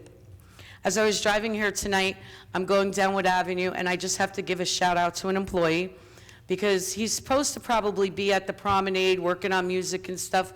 Well, he had his garbage stick. He was on the opposite side of the promenade, and he's actually picking up all the litter in all the curbs on Wood Avenue. So, Wayne Olazinski, thank you. You've always been an upstanding employee, and you always go the extra mile for everyone. Let's see. I want to let everyone know the resolutions that are about to be passed soon or not passed. I want you to know that I'm voting no for 276, 279, 280, and 281, just in case you have any questions. Some of you noticed that, she's a minute 40 seconds, tell my whole life. Some of you might wonder why I vote no to a lot of the development plans or speak up on them. I'm concerned. When I plan, or when my husband plans, we plan for the future. And my concern is our city's future. I'm concerned about parking. I'm concerned about streets. This evening, I spoke to the engineer, and I spoke to the director of Public Works regarding just around our schools and our sidewalks and the streets and the curbs there. And we don't always have the finances to do them. I've been asking since last year. I have emails to show, and it's something that we truly need to look at. This is for the safety of all of our children. These are two major schools, McManus and School 9. The streets to be marked properly. There's residents in some wards falling and potholes breaking their ankles. If we can't take care of these small things, that's why I get so concerned about the big things. Tonight there's a resolution on regarding a new SID. Well, look at Wood Avenue right now. You know, we have a SID implemented for Wood Avenue right now, and I believe the intentions are good, but we're not going anywhere. You know, I've watched this for years and years and years, and nothing has happened. The last thing I want to address, because it seems like it's trying to disappear, is many months ago we had Dennis Valvano come in, and he offered $700,000 for a piece. Councilwoman, do you need additional time? Oh, please, I'm sorry. I'm almost finished. There's property at 1700 South Stiles Street, which was purchased and a contract was put in place for it to be developed with a pilot program for $300,000. Well, I just double-checked. To date, We still have not received payment, and we still have not had the contract signed. My gut feeling initially was it's fishy. I'm not up here to cause trouble. I am up here to speak the truth to the residents. And, you know, when something isn't right, if something isn't right, you know, I have to vote no to it. And my job is to sit up here because I am paid to tell you the truth. I hope Mr. Valvano comes right back in here. Maybe he'll bring his $700,000 check. That's an additional $400,000 for us to fix our roads, maybe our sidewalks around our schools. And that would be a fantastic deal if anybody would listen. Lastly, I just want to address the employees of the city. If there is doubt in your mind, if you feel intimidated, if you feel bullied, if you feel that certain council people are making you do things that aren't the appropriate protocol, please, whether you're in the in crowd or the out crowd, please take notes. Write everything down, because you never know when it's going to come back at you. And I'm so glad that I did not catch a certain council person who had a conflict of interest intimidating people in certain departments. I am nervous for our construction code department and other departments where things are being pushed through too quickly and boards are being changed. Incidentally, last thought is the resolution that is number 279, an appointment of Peter Matlos as an alternate member of the construction Councilwoman. board. He is the one who's supposed to buy 1700 South Style Street and hasn't paid the $300,000 yet. Thank you, Council President. Councilman Roman asked he forgot something in his report. Thank you, Council President. I just wanted to make mention, one, of Munsell Avenue Street, Pulaski Park. Thank you, DPW, for going out there within like 5 days. And I'm sorry, public properties going out there within 5 days and remulching that playground. It looks great. But I want to announce this event. When the spray park opened, there were a lot of issues, and obviously you can't have 15-year-olds running around with 2-year-olds. It's not safe, and the main focus of the county is to keep the kids safe there. However, little talks and through a Facebook site I started, Friends of Wheeler Park, people asked, hey, we should have a special needs day. Brought it to the county put it together. I just want to read this off for you real quick. Union County Board of Chosen Freeholders and the Office for Persons with Disabilities and Special Needs presents Special Needs Night at Wheeler Spray Park, July 22nd, 2019, 6:30 to 8:30. It's a free event. Registration is required. They'll have everyone there. It is for special needs only. This is their time to enjoy that spray park. I'm so happy that this is happening. It's so awesome. Please come, especially, you know, if please make date of that, July 22nd at 6:30. Thank you. Thank you, Councilman. Mayor Armstead? Yes, I'll be real brief this evening. Just want to go back over the cooling centers that the chief mentioned earlier. The Linden Public Library, 31 East Henry Street, the operating hours are Monday through Thursday, 9 a.m. to 9 p.m., Friday, 9:30 a.m. to 5 p.m., and Saturday, 9 a.m. to 5 p.m. It's closed Labor Day, September 2nd, and it's closed Sundays. The John T. Gregorio Center at 330 Helen Street, the operating hours are Monday through Friday, 8:30 a.m. to 4:30 p.m., and closed Saturdays and Sundays. The Linden Multipurpose Center at 1025 John Street, the operating hours will be Monday, Wednesday, Friday, 9 a.m. to 8 p.m., Tuesday and Thursday, 9 a.m. to 10 p.m. It'll be closed Saturdays and Sundays. And note, all buildings will be closed on September 2nd, 2019. Now, that's not to say that if we have an emergency or that we won't make adjustments to those times. So, last but not least, just want to make a very good announcement. Chick-fil-A has signed a contract and lease to open up a store at Legacy Square. That's the new Walmart, and they will be opening up sometime late this fall. So, everybody, you can look forward to Chick-fil-A coming to Linden, New Jersey. It's official. That concludes my report. Thank you, Mayor. Okay, resolutions 2019-273 through 2019-288. Public comments will be permitted for those specific resolutions to be removed from the consent approval. Each member of the public shall be given up to 3 minutes to speak on a resolution that they requested to be removed from the agenda. If they request more than one resolution to be removed, regardless of the number, they will have a total of 5 minutes to speak on all. Please read the synopsis of the resolutions, which have been prepared by the clerk's office. Each is informative and self-explanatory. However, if you wish to address a specific resolution, the council will entertain questions on it. Does anyone wish to remove a resolution 2019-273 through 2019-288? None?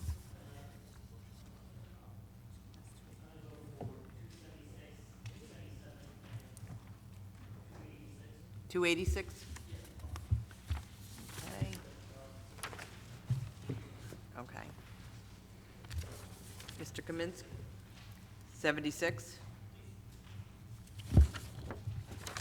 Mrs. Malik?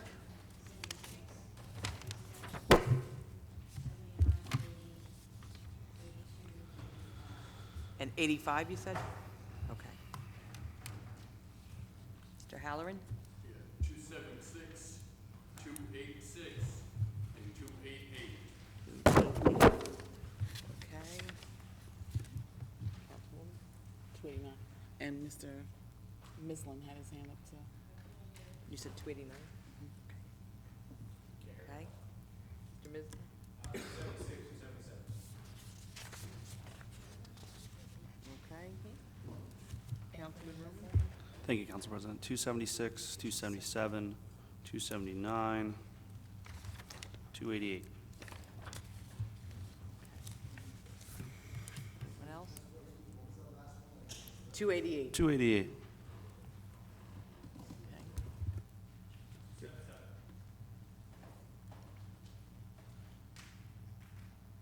Okay. Mrs. Hickey?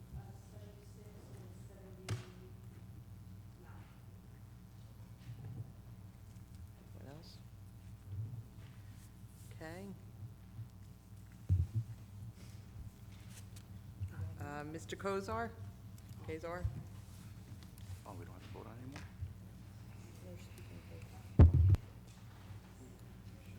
Yes. Oh, excuse me a minute, Mr. Kazar. Could we have a motion on the remainder?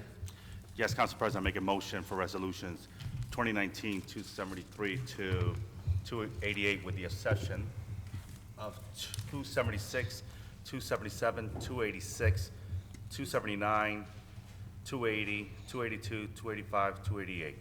And I request a second. Second. Mrs. Ormond? Yes. Javik? Yes. Mohammed? Yes. Cosby? Hold on one second. Did he say 289? Oh, okay.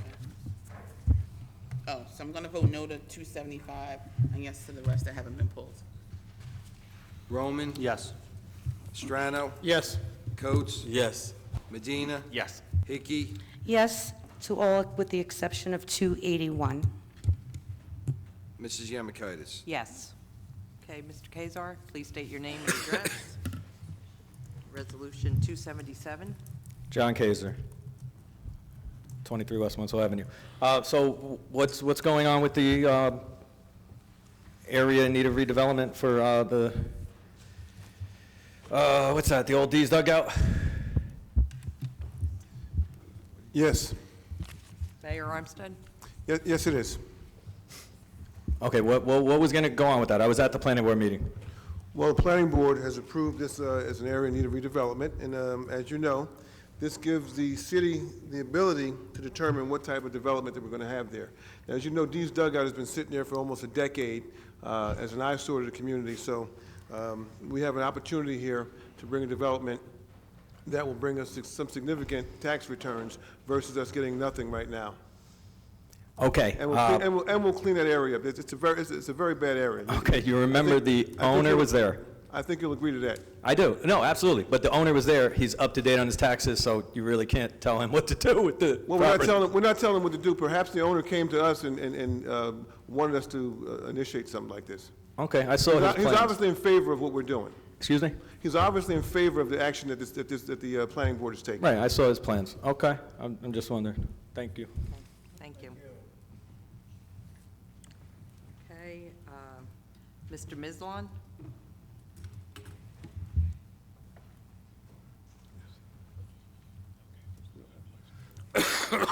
Please state your name and address. Anthony Mislin, 444 Inwood Road. 276, I don't understand the special improvement district. Again, it's going to be another Wood Avenue, which every day is more and more vacant buildings and looking more and more disheveled as I pass by it. I don't know how any kind of redevelopment, or I'm sorry, improvement on St. George Avenue is going to be any better when there's probably the same amount of empty vacant properties there all the way down.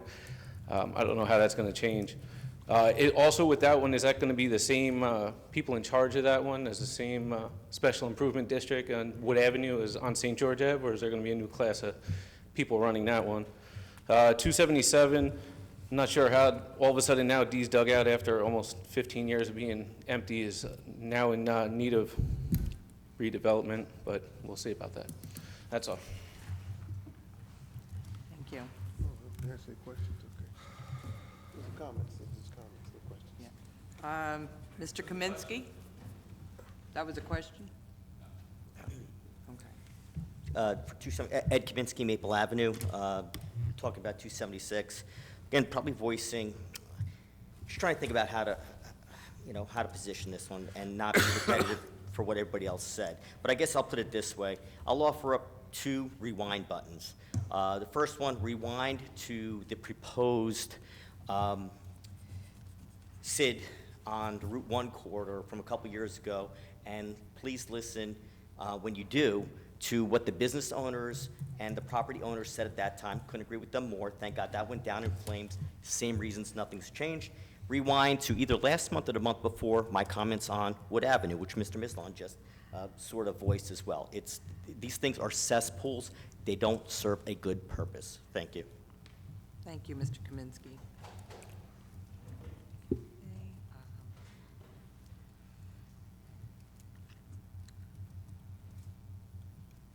Mr. Herberg?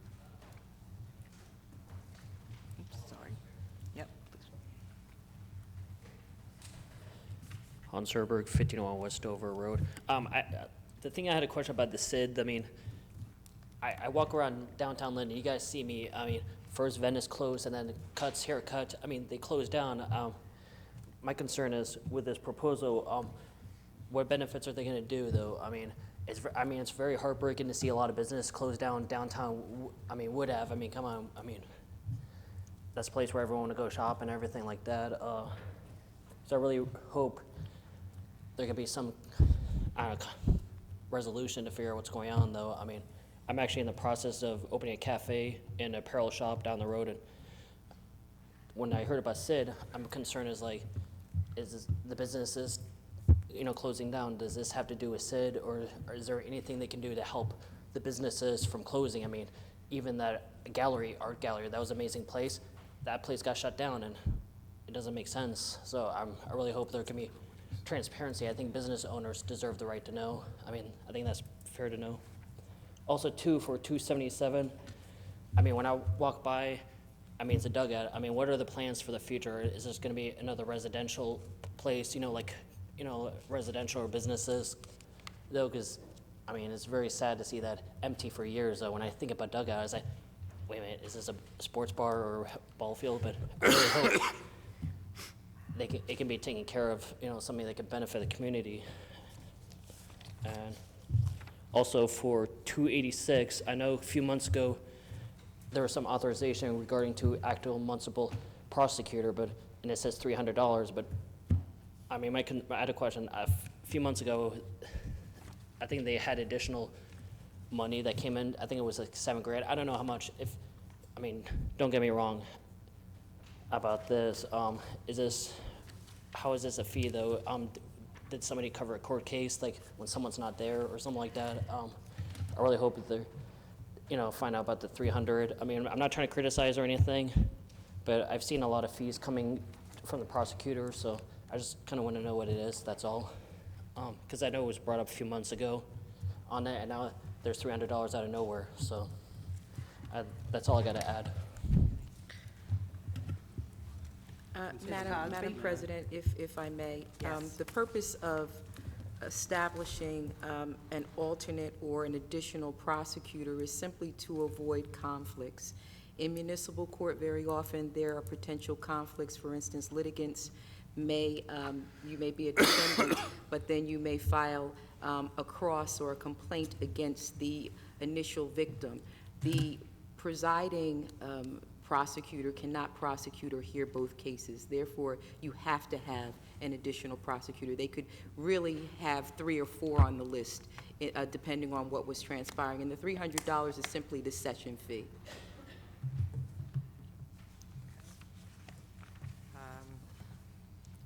Council President, may I answer for him? We will have a... Yes. Okay. Mayor Armstead, would you be able to speak on the Dietz dugout and Sid? Well, the purpose of a special improvement district is to assess those property owners an additional tax. It allows the city to take those revenues and to do something other than what is being done now. You can repair facades, you can change the design of a specific area, and that's exactly what we intend on doing. It's no secret that there's a lot of changes going on in Linden. If you look further down St. George Avenue, you'll see development near the railroad tracks where people thought the development would never occur. So it is our intentions as this governing body to try to move the whole entire St. George Avenue in a direction that will encourage growth, will attract new business, and to, at the same time, create some uniformity when people come through. Now, I'll be the first to admit, we do have a SID on Wood Avenue, and we're taking the opportunity to try to learn from some of the mistakes that we have made on Wood Avenue, so that as we venture down to create a SID on St. George Avenue, we don't make the same mistakes, we don't have the same pitfalls, and that we actually have a SID that can really work for this town. And again, we're not a perfect town. No one ever said we were. And there have been some things, some problems with the Special Improvement District on St. George, on Wood Avenue, and that we intend to address as well. With regards to properties being vacant, often that when you do have a SID and you make it more attractive, the possibility exists for additional business to come in. So that's the idea here, to make St. George Avenue more vibrant, to have it look more uniform, to attract new business and to promote growth in this city. And I think that's what we're trying to do here. That's the ultimate goal. I would also suggest that you go to the Uptown Linden office, which is located on Wood Avenue, and right across from the post office, and sit down with Mr. Bono. He will speak to you regarding, he's in charge of SID, okay? Okay, Mr. Halloran? Yeah, Craig Halloran, 120 Donaldson Place. Okay, the mayor just explained about special improvement districts, and I'm just going to make a comment, and I'll tie this into my public comments later. Why don't we make the whole city a special improvement district? Just keep everybody keep that in the back of their mind for my public comments later. Legal has also answered my question as to why we need an acting prosecutor, but the rate is $300. Is that an hourly rate, or is that the whole bill? That's a session, sir. That's per session. Okay. And why do we need, on 288, why do we need a special counsel? Mr. Varity, and I've not been here that long, but I happen to have been before him on a hearing. So Mr. Varity handles several hearings where the original hearing officer may be conflicted out. He also handles gun permits. He has a contract under an RFQ already with the City of Linden. This is simply to add additional monies in the event that he is called in for any type of proceeding where in-house counsel can't handle it, so that there's enough to pay his bill.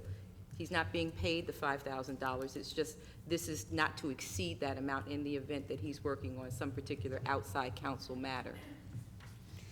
Okay, thank you. Okay. Mrs. Malik? Please state your name and address. Virginia Malik, Lenape Road. To address just the first one or all of my comments?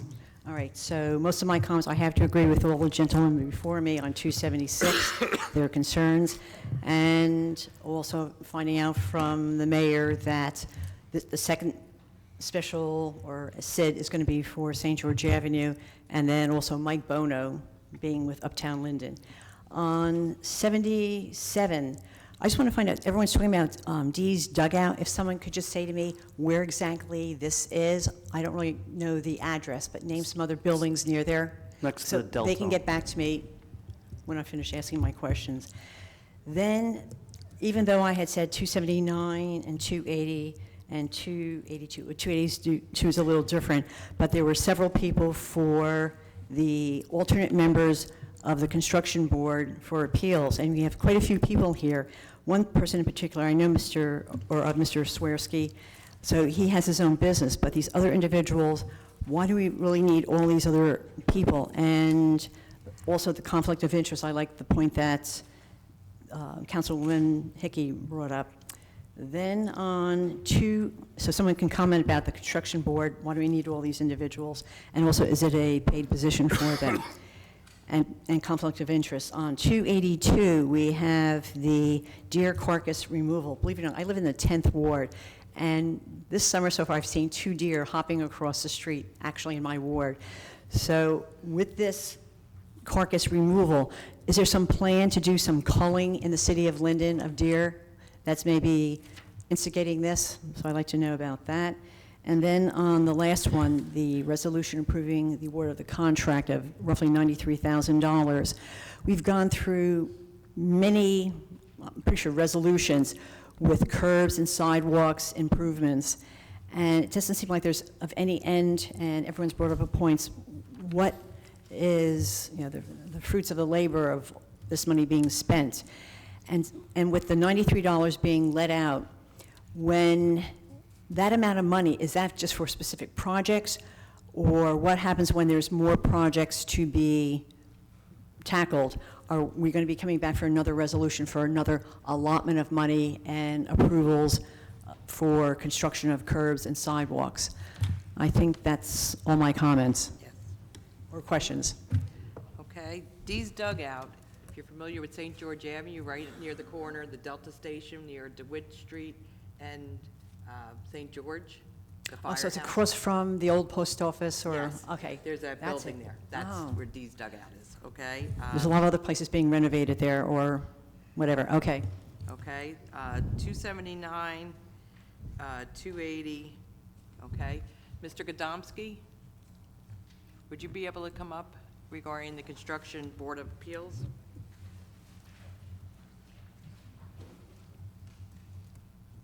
Construction Board of Appeals is set up so that if we have any issues that have to be heard, if the contractor's in disagreement with us, it goes before the Board of Appeals. And these people do not work for the city, like Mr. No, yes, we use people that are in their discipline. And is it a paid position for this? No, it's not. Okay? Okay. Ms. Cosby? Ms. Malik, question regarding conflict of interest for any of these individuals? I don't know what that conflict is. You mentioned that there may be a potential conflict. If you could just indicate what your thinking is with regard to the conflict. Well, just exactly what Ms. Hickey had said about the person being involved with that property and actually being on the board and having voting rights. That's it. They would be required to recuse themselves if it's something that deals with them or their family directly. Okay. But any citizen of the city of Linden could potentially have a conflict if they sat on that board or any board, right? If it dealt with something pertaining to them, and at that point, they would have to recuse themselves. Mm-hmm. Okay. All right, thank you, Ms. Cosby. And 282 is Mr. Dan, the deer carcass, can you explain what that company is? Deer carcass removal is a state contract vendor that does remove deer carcasses. They also dispose of road sweepings, and that's what we use them for, disposal of road sweepings.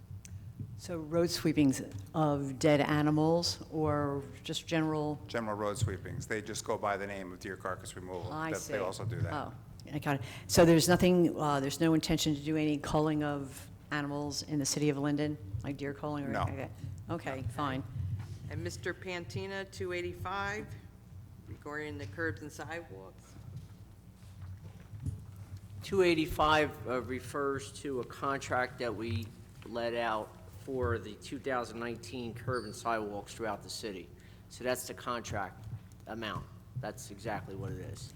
But I seem to remember that money was asked to do some of these things for the curbs and sidewalks. Maybe I'm just getting confused with the special improvement, but this is total for the city? This has nothing to do with improvement of Wood Avenue? Or this is just a general? This is a specific contract that was let just for curb and sidewalks to fix throughout the city. So it's Total. one contract. It's not multiple. It's just one contract for $92,575. But for all the curbs and sidewalks within the city? Under that particular Also, this is just one contract. contract, so I'm correct in saying that I did hear of a lot of other contracts for curbs and sidewalks over the past year. I don't know what you're referring to, but if you're referring to, like, let's say, like a resurfacing contract that includes curb and sidewalk, okay, but this is just for curbs and sidewalk. Right. Well, then I'll just go back and be specific, since everyone's talking about SID, that for Wood Avenue, I know that as part of the improvement for Wood Avenue was supposed to be curbs and sidewalks and things of that nature. So, Ms. Malik, All we right. do this every year. yeah, okay, but also I'm just saying that there's been a lot of money let out for curbs and sidewalks, and it's reoccurring, and that's the point I'm trying to make. Thank you. Okay, can we have a motion on the, you will get a chance, if you recall from last month. Okay, we have a motion and a second, then you can, okay, can we have a motion on these? Yes, Council President, I make a motion for the approval of Resolution 276, 277, 286, 279, 280, 282, 285, and 288, and request a second. Second. Okay. Discussion? Mr. Roman? Thank you, Council President. So let's talk about SIDS, or SIDS 2, we'll call it. Let's start off. I'm saying I'm not opposed to this idea right now. The reason I'm not opposed to this resolution is because the resolution clearly states authorizing commencement of studies and development of preliminary plans and specifications relating to a new SIDS 2. It's a study. It's a study. Please turn off all cell phones. I read through it. I did a post about it. I tried to educate myself as much as I could on it, ask questions. It seems to go from, to at least preliminarily to me, and I wish if there is someone here to answer this question, I think it goes from Metro Liquors to the old gas station on Roselle Street in St. George. That's at least my understanding of looking at the block list. I just wanted to straighten a few things out. Venice was taken over by new owners. They owned the building and Phenomenal Cuts next door. They couldn't keep their business open.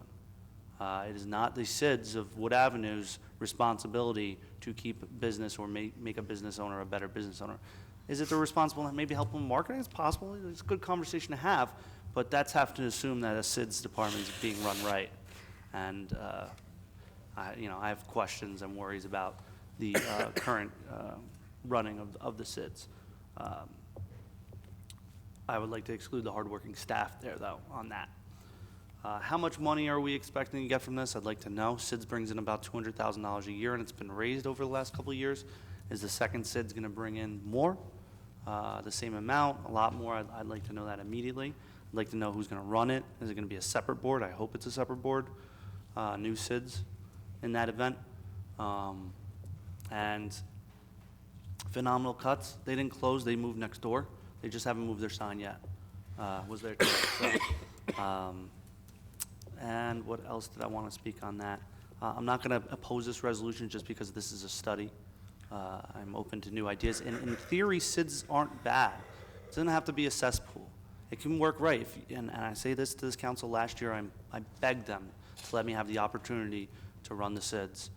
If you were to give me $200,000 to brighten up Wood Avenue or try to make Wood Avenue look better or function better or help the businesses, I promise you, I'll put my foot on the ground immediately and get that moving, and you will see results within 6 months. So again, I'm going to ask and beg this council, implore this council, give me the opportunity.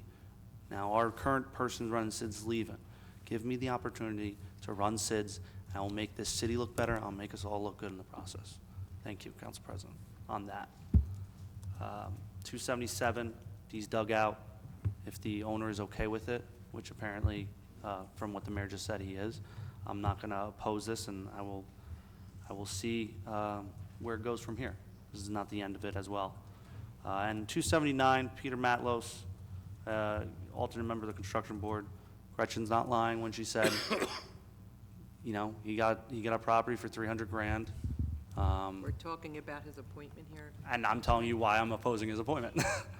I'm going to tell exactly why I'm opposing his appointment. And the reason I'm opposing his appointment is because we put that in the budget. That was in the budget. I mean, if Lex was here, Stacy, can you confirm that? That $300,000 that we were supposed to get for that property is in our current budget passed by the state? So it is. I was advised that it was not received and the contract wasn't completed yet. Yeah, so, but our budget has it in it. So that has to, I don't know the rules of changing that big of a number, but he didn't want to do the project or what, he backed out, whatever it is. He doesn't want to do it. Maybe he's still doing it. Maybe he's looking for the money. Who knows? But point is that didn't look good, and we all kind of questioned it, and to this day, he was supposed to pay by May, and it's July, so what's going on with that? Now we're in a $300,000 shortfall. Are we not going to do $300,000 worth of roads less? Are we going to could have paid an ambulance. We could have bought an ambulance with that. Those boys need an ambulance. Could build a hell of a park in the 6th Councilman, Ward. please stick to the resolution and Thank you, Council President, you're not right. the fire department. I agree. So I'm opposing this because of that, and I worry people that are developers in town are going to be on the Board of Appeals, and if the construction code says this is a legitimate reason to deny a permit, hey, I know you, what's up? I got this denied. Oh yeah, let's put it through. I worry about that a little bit, and I don't know enough about it, so that's why I'm opposing it. And 288, the answer to that question was already said out loud, so I'm going to pass on that. Thank you, Council President. Councilwoman Hickey? Thank you, Council President. On the studies and development for a new SID, first of all, as everyone knows, any studies that we are getting ready to do in our city, they always cost us money. So that would probably be on the next agenda or so. I heard the mayor say that we learn from our mistakes. Well, $200,000 a year, in over, 20 years now, I haven't seen any new awnings, I haven't seen any new facades, I haven't even seen flowers, I don't think, this year. So where's this going? So we learn from our mistakes that our SID on the living room of our city is failing, and now we're not going to fix any of that, but we're going to try to do a study for St. George Avenue, only to Roselle Street. And quite honestly, if you want to do a study, do it all the way from city line to city line, because I have many residents in my ward who have lost their businesses on St. George Avenue before Roselle Street from Roe, and what's fair is fair here. This is a way to get money. You can't say, oh, well, we'll implement a new one because we learned from our mistakes, and we're going to get you awnings, and we're going to get you new facades. Not to mention, I think a couple years ago when I think I stood alone on protesting this SID for, I guess it was about 5 years ago, 6 years ago. I'm sorry, I lost my train of thought. for Route 1 corridor, you know, they found it that we could not do that, and it was illegal. You know, you have to consult with the county on these issues, because it's a county road. You know, Wood Avenue, yes, we work with the county on that, but it's Linden's road. This is smoke and mirrors, and this is about our poor business owners being taxed more money for less services. I went over SIDS for years and years, and I said, you know what? There's 26 nice weeks out of the year. Give me $26,000. Let's take $1,000 a week, and let's do hot dogs, let's do popcorn, let's do a jazz band. Let's do something that's going to bring businesses to our Wood Avenue and make it nice. And it still hasn't happened. So now, very smart, everybody can complain about me and think I'd stir trouble up, but let me just be clear. If the first one doesn't work, how is the second one gonna work? On 277, regarding Dee's Dugout, as long as the mayor said the owner was good with this, that's enough said. That is on public record. My thing is, I don't understand why, due to the unkept property here, why they weren't fined, why aren't summonses issued, why wasn't there a process, as other businesses should have, in order to get it right? Instead, we just are gonna throw up now after 15 years. It's for not for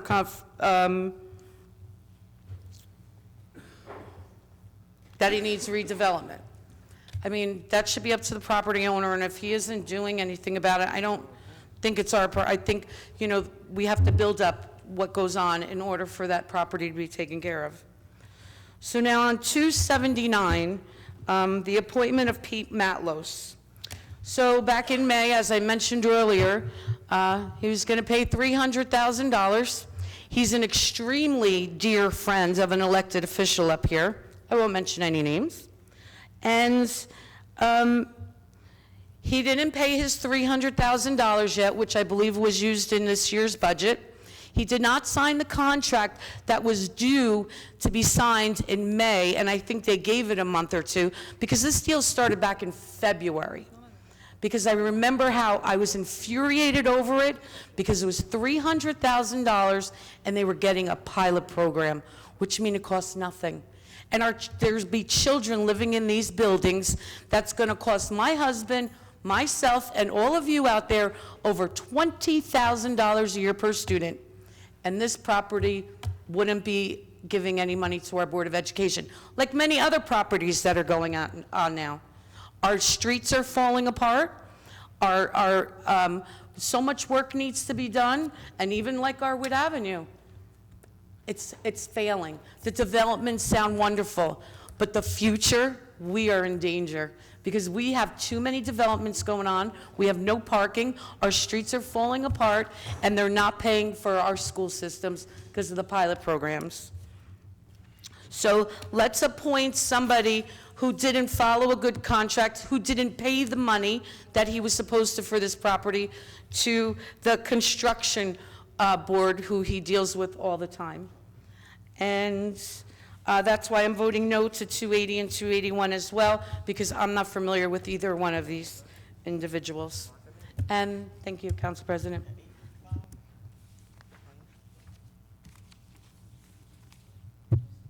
Councilman Brown? Yeah. Welcome. I want to apologize to the public. I'm sorry, my Excuse son me, is home sick. you're out of order. So my son, who's Councilman premature, Brown has joined who the has to meeting. go to a neurologist, I'm there with him. Councilman, you don't need Thank to you. explain. All right. Point of So I'm order, sorry. Council So President. I came here to Point talk of about order. this because I'm at Excuse me. home Please recognize the point of order. watching this resolution. Hold on a minute. Council President, point of order. Councilman Brown, though maybe we'll recognize him on the floor, we made a motion to have this in discussion. We He is a pulled council we member. pulled the resolutions. He was not present for that. There's a motion on the floor. He can't come in it. It's Robert's rules. We have to vote. Absolutely not. I'm just going by the rules. I'm not trying to get out of line. If it was someone else right now, I would say the exact same thing. Ms. Cosby? He is a council member. He was not present for the purposes, he was not present. Excuse me. He was not present for the purposes of the motion and the second. However, he is here for the purposes of the discussion. I'm not familiar with what particular provision would prevent him from voting from this point forward that he is present. I'm just not. We have done it in the past, so. All right, Councilman so Brown? I'm going to say this. You know what? I'm at home watching this. Excuse me. Please, You're guys. out of order. I would like some respect. No profanity, please. My son is at home sick, and I came here because what's upsetting is that we're Councilman Brown, talking you about, don't need to yes, give excuses. we're talking about the St. George Avenue, where people have been hit, died on St. George Avenue. I walked down St. George Avenue. I got pictures. I'll post them all online. Sidewalks no longer than this, that our children walking up and down that street. We have stuff that's overgrowing from buildings that I have brought to the council and brought to the CID prior to Alex that I will post online since 2016. The garbage cans that we argued about last year, replacing them on Wood Avenue, talking about replacing them with St. George's Avenue. St. George Avenue needs to be addressed and fixed. This is not a money grab. We talked about this before, that we need to beautify the city. Everyone wants to talk about beautifying the city. Here we are taking action and building up hypotheticals. You want to talk about St. George Avenue, we want to talk about Wood Avenue, yet the people who are quick to criticize don't show up. My children sit up here, they pick up trash, they help out clean up, beautify Wood Avenue.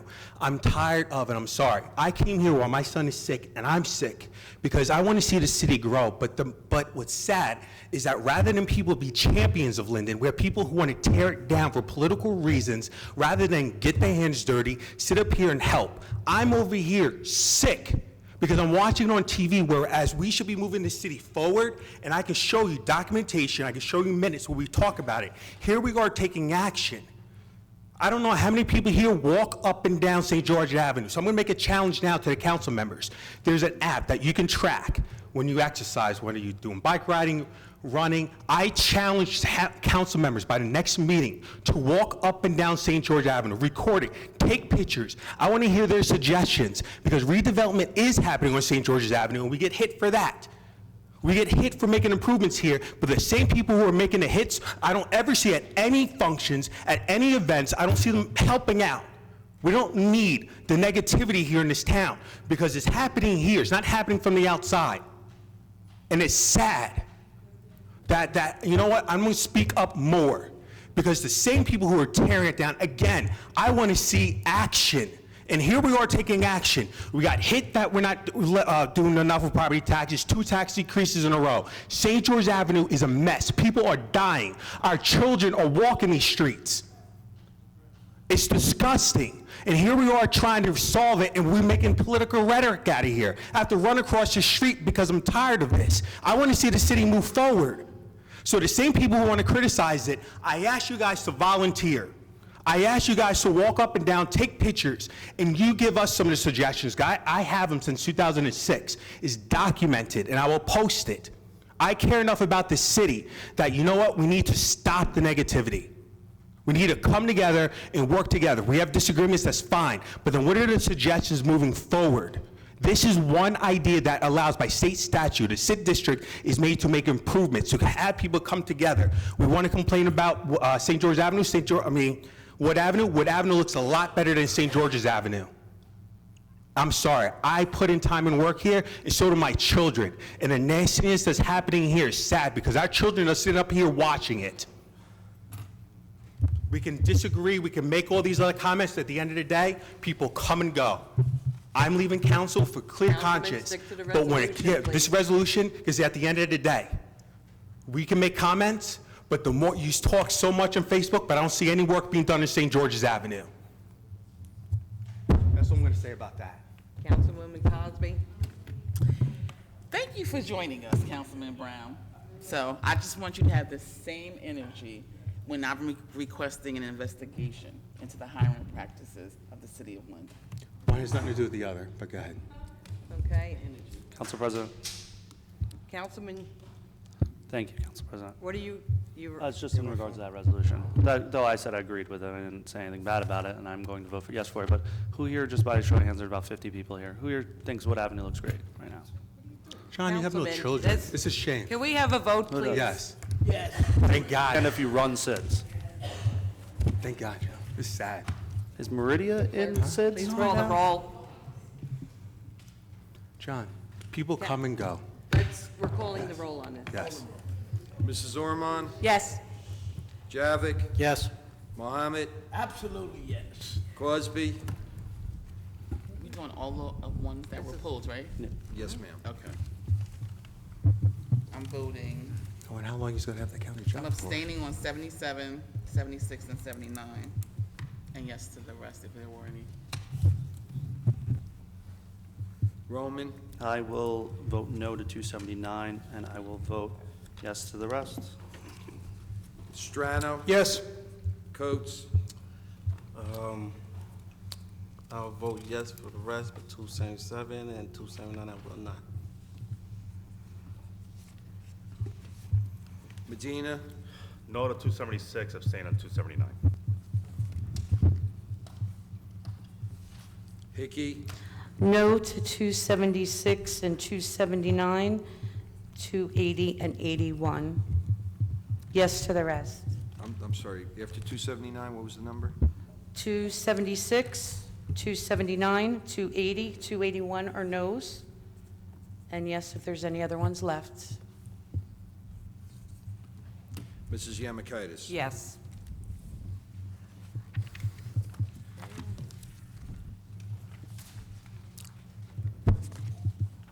Okay, there are no ordinances for introduction this evening, so we're going to move on to comments from members of the public in attendance on city business only. No personal, political, oh. That's right. Mr. Bodak, we have an additional resolution.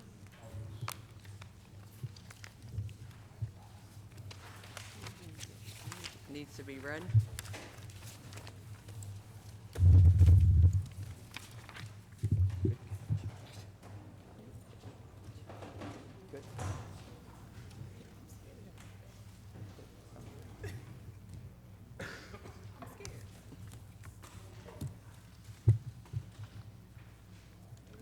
Yes. This is an additional resolution. Whereas there exists a position of audiovisual specialist in the city, and whereas the aforementioned position is currently assigned to the administrative department, and whereas said position has been determined is to no longer be necessary for the reasons of efficiency and economy for the operation of the city, and whereas while the city continues to look for other means to efficiently and economically operate the city, there is a need to institute a reduction in force for city employees. Now therefore be it resolved that the City Council authorizes the City Personnel Division to immediately begin impact negotiations with the appropriate collective bargaining unit representing the position of audiovisual specialist as mandated by NJAC 40A:8-1 at sequence for the reduction in force in order to fulfill the city's regulatory obligations prior to instituting the layoffs. Be it further resolved that the City Council authorizes the city's Personnel Division to develop and file with the Civil Service Commission pursuant to NJAC 40A:8-1 at sequence a comprehensive layoff plan for the title of audiovisual specialist. Okay. Does anyone wish to speak on this resolution? From the Council public? President. Okay, can we have a motion on Resolution 289? Yes, Council President. Repeat that resolution number again. 289. 289, thank you. I'll make a motion for the approval resolution 289 and request a second. Second. Discussion. Councilman Roman? Thank you, Council President. I just want to let everyone know in the audience at home that no one is getting laid off, even though the resolution did say layoff plan. Just movement, in case anyone was wondering. Wanted to be open about that. Thank you. I understand you, Councilman. What did you say? Councilwoman Madam Cosby? President, Madam President, just a clarification of Councilman Roman. It is a layoff. We're abolishing a position, so just so that everyone's aware of what it is. We're just abolishing a position, and then, as Councilman Roman said, we're moving to another spot. Thank you, Mr. Roth. Thank you, sir. Councilwoman Cosby?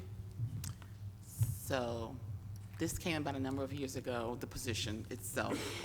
And it was a civil service test, and then there was some testing and scoring and placements, and one position turned into 2 positions, and now we're abolishing both positions. All I wanted to say is I don't support this. I didn't support the creation of this back when it was done, but I do support investigating our division of personnel, not the staff, but the processes and how we hire and promote and terminate and rehire. And so I just want to put that out there. Linden is an equal opportunity employer, but you know, some of the things that are done are a little suspicious and questionable. So as we take a look at investigating one another, we should investigate, you know, the best practice, you know, so we can have the best practices. So I don't support this. Nobody's losing their job. However, why was this job created in the first place if it's no longer necessary and the individuals are still going to be employed? Those are my comments. Councilman Mohammed?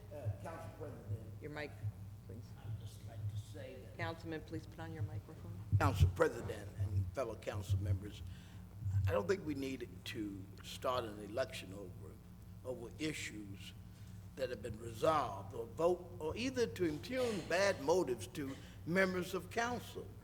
I think we should leave the juvenile stage and become adults and bring forth that which is best for this city. And every time someone comes up, it's somebody has something under the table.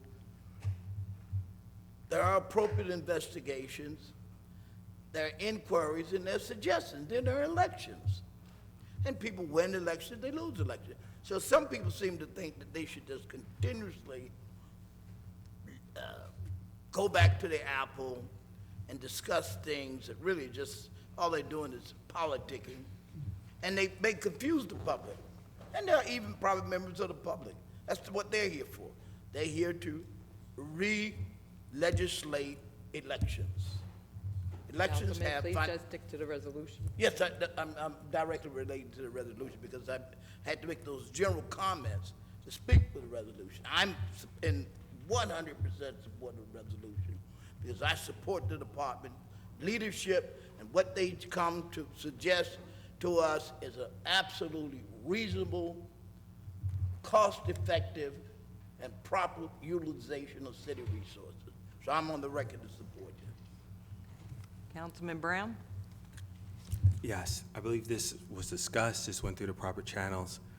I'm just keep it short. Every resolution, every meeting is a conspiracy, yet none of these conspiracies have come to pass.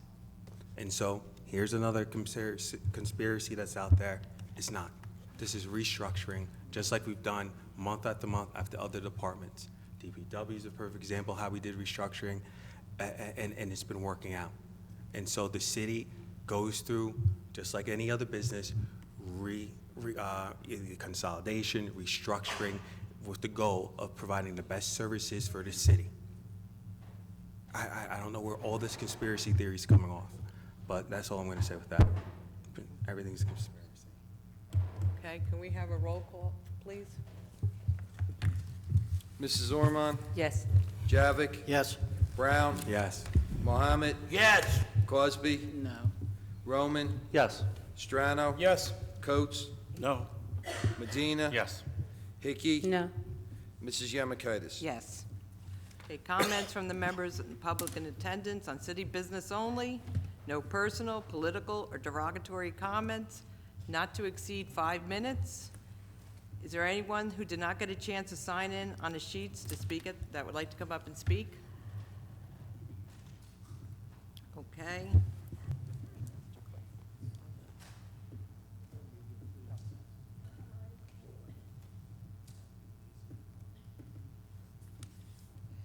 Okay.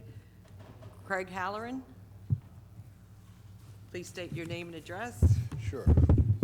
Craig Heller, 120 Donaldson Place. First of all, I'd like to say my condolences to Councilman Serrano on his loss. As I mentioned before, I was questioning some of the resolutions, and I said I'd get back to a comment during public comment. First of all, I encourage all residents in the city to attend council meetings, both nights, Mondays and Tuesdays. This is a great time to come up with comments, questions, criticism that are welcome at these meetings. Not only are there many opinions expressed along with ideas by different people, solutions to the problems are most welcome. We are the citizens of Linden and must work together to make our city the envy of Union County and the whole state of New Jersey. Now, I have a question. I don't know whether or not this is legal, but the council members do their reports, and I know Councilman Gavick reported on how much money the fire department brings in. I know the police department brings in money, and I know other departments bring in money.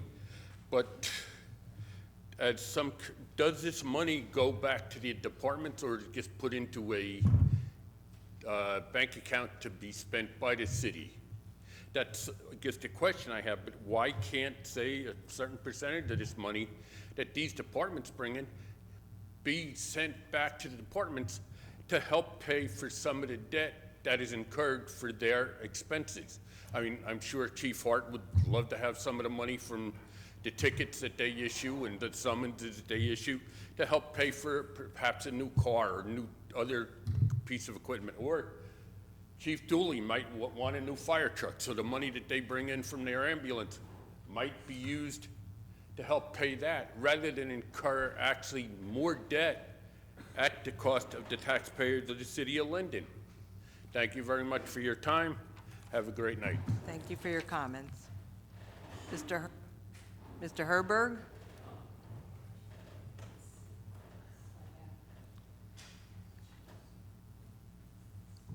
I'll repeat myself again. Hans Herberg, 51 Westover Road. Thank you, guys. Also, I want to thank you guys earlier. Thank you, Mr. Roman, for bringing up to me about, the haircut place in Venice. I mean, I'm glad I was clarified about that because, and Ms. Brown, I hope, everyone's health. I mean, take care of the health first. And condolences sent out to Mr. Strano, his family.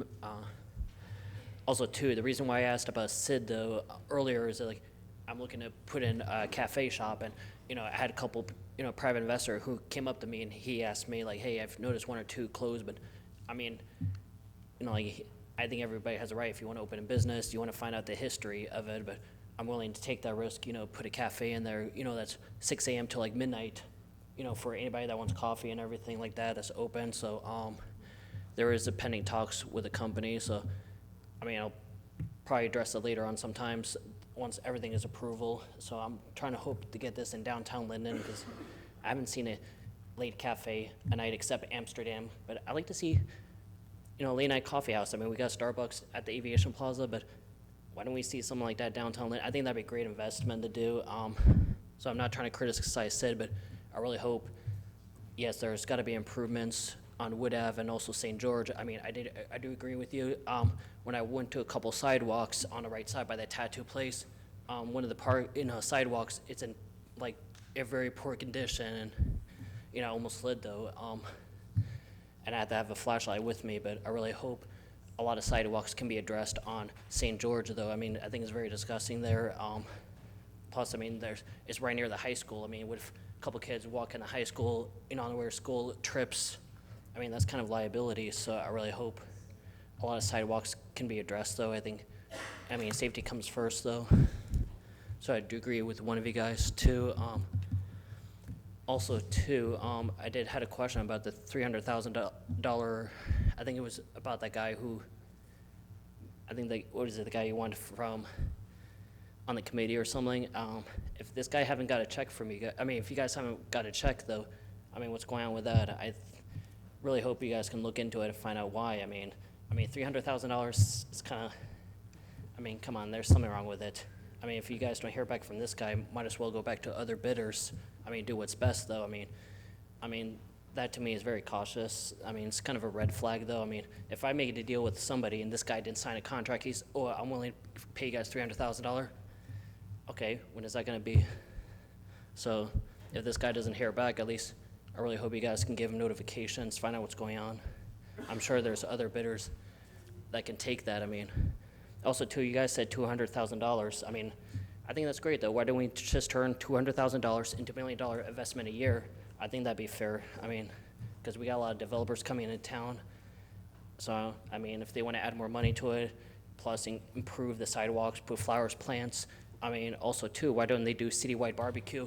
Use that money to, like all of you guys can participate to, or bring, ice cream vendors. I mean, get somebody involved in downtown Linden. I think it's great though. I mean, I think it's great. I've seen Cranford, they do their own street fair, where they have hot dog vendors and they have ice cream humor. So I think it'd be great. We can see more expansion of that. Maybe that can help local businesses and get them involved and even educate, try to encourage them. That's all I gotta say, and that's all. Thank you for your comments. Anthony Mislon?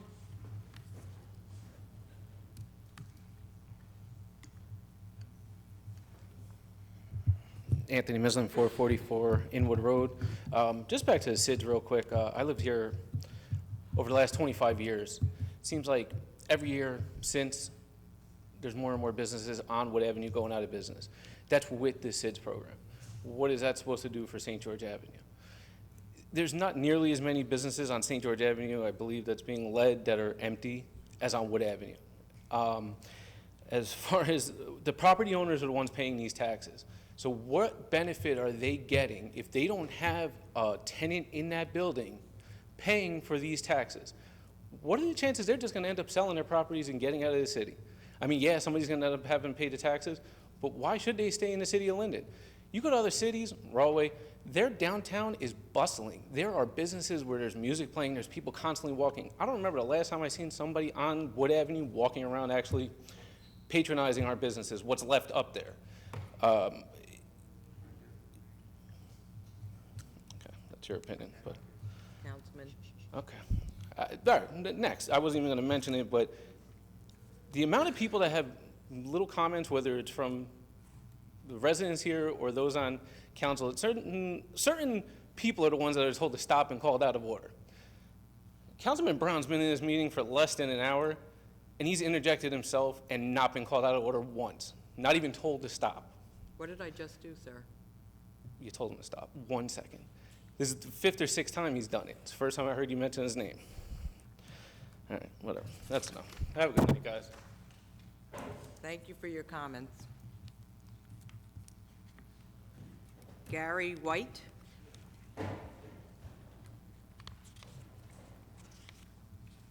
Please state your name and address. I just want to say something first. I'm not a resident of Linden, so Okay. I would like to do, extend the courtesy to the residents to speak before I do. No, you could go. Yeah? Yes. Well, then I got to get something 1 minute. All right, well, I'll go to the next person. I'll come back to you then. Oh, okay. Okay. Please state your name and address for the record. Gary White, 289 Old Tote Road, Mountainside. In 2001, I learned about a rare disease called fibrodysplasia ossificans progressiva, and the initials are FOP, and that's what we'll say because the other things are too long. FOP is a disease where children, when they're born, if they get trauma to a muscle, tendon, or ligament, it doesn't heal. It turns to bone. And essentially, the child develops a second skeleton inside their regular skeleton. It disforms the skeletal frame, it makes them immobile, causes tremendous pain. The pain of a bone developing and growing in the body is called a flare-up. So in 2001, I learned about this disease after listening to Dr. Kaplan from the University of Pennsylvania, who founded and heads FOP Research Lab. And I was so moved by this man that I decided I wanted to help. So in 2002, I developed 2 things. One was a fundraiser, which on February 23rd of this year, I just had my 18th annual fundraiser, and our fundraiser just raises money for the FOP lab. We buy research equipment. The second thing I started, which brings me here tonight, is the FOP Awareness Initiative. And because the young girl whose family ran this fundraiser in 2001 was from Union County, I decided I would just keep it within Union County and ask the 21 mayors of Union County if they would consider adopting a proclamation or a resolution for FOP. And when I went to the town meetings, I was invited to accept the proclamation or resolution. It was very rewarding. And as it grew, I extended it. With the help of my son, we addressed envelopes to all 566 mayors in the state, and we told them about FOP, and we asked for their consideration for adoption of a proclamation or resolution. This is the city of Linden's. You were the 18th proclamation we received, and this was signed by Mayor John Gregorio on January 30th. Within the first year, Linden had supported our FOP awareness initiative. Long story short, we have 568 proclamations. Now, there were only 566 towns when we started, but over time, 4 towns had changed name. So we were fortunate to get a proclamation or resolution from the original town and the new town. So the goal that we had was 570. So we have 568. And Congressman Van Drew, who was original mayor of a town in Cape May County, assemblyman, senator, and now he's a congressman, he's looking at getting these 2 books into the Library of Congress because he said there's never been an awareness initiative about a disease like this to his knowledge. So I'm very proud of that. He sent me an email in March. But anyway, there's 2 towns that refuse to adopt the proclamation. I've been to their meetings in 2017. I was in their meetings earlier this year, and they're defiant. They will not support it. They said they support nothing. They don't support breast cancer. They don't support, they support nothing, which is disheartening to me, but it's also disheartening that I'm trying to get awareness about a disease to every single municipality in the state, and I have 2 that won't do it. So I figured since I started in Union County, I was going to make a 360 and go back to Union County. So recently, I started 2 weeks ago. I was in New Providence, Berkeley Heights, Kenilworth, Cranford, Garwood, and Fanwood. So tonight's the 7th meeting I've been to. All those 6 towns have agreed to send a letter to those 2 towns asking them to support the initiative that started in Union County. And so the reason I'm here tonight, 45 seconds, is to ask your consideration to write a letter to the mayor of Harding Township in Morris County and the mayor of Walpack Township in Sussex County and urge their participation. The 6 towns I've been to already, they're all doing it. 2 of them, I got copies already. 2, Kenilworth and Berkeley Heights already did it. So I have the information here, and I was wondering if I can give that to you? Sure. Any questions? I want to thank Linden for what they did in January of 2003, and I think that's it. 4 seconds. Thank you, sir. That's it? We will discuss this with the council, okay? Okay, thank you. Thank you.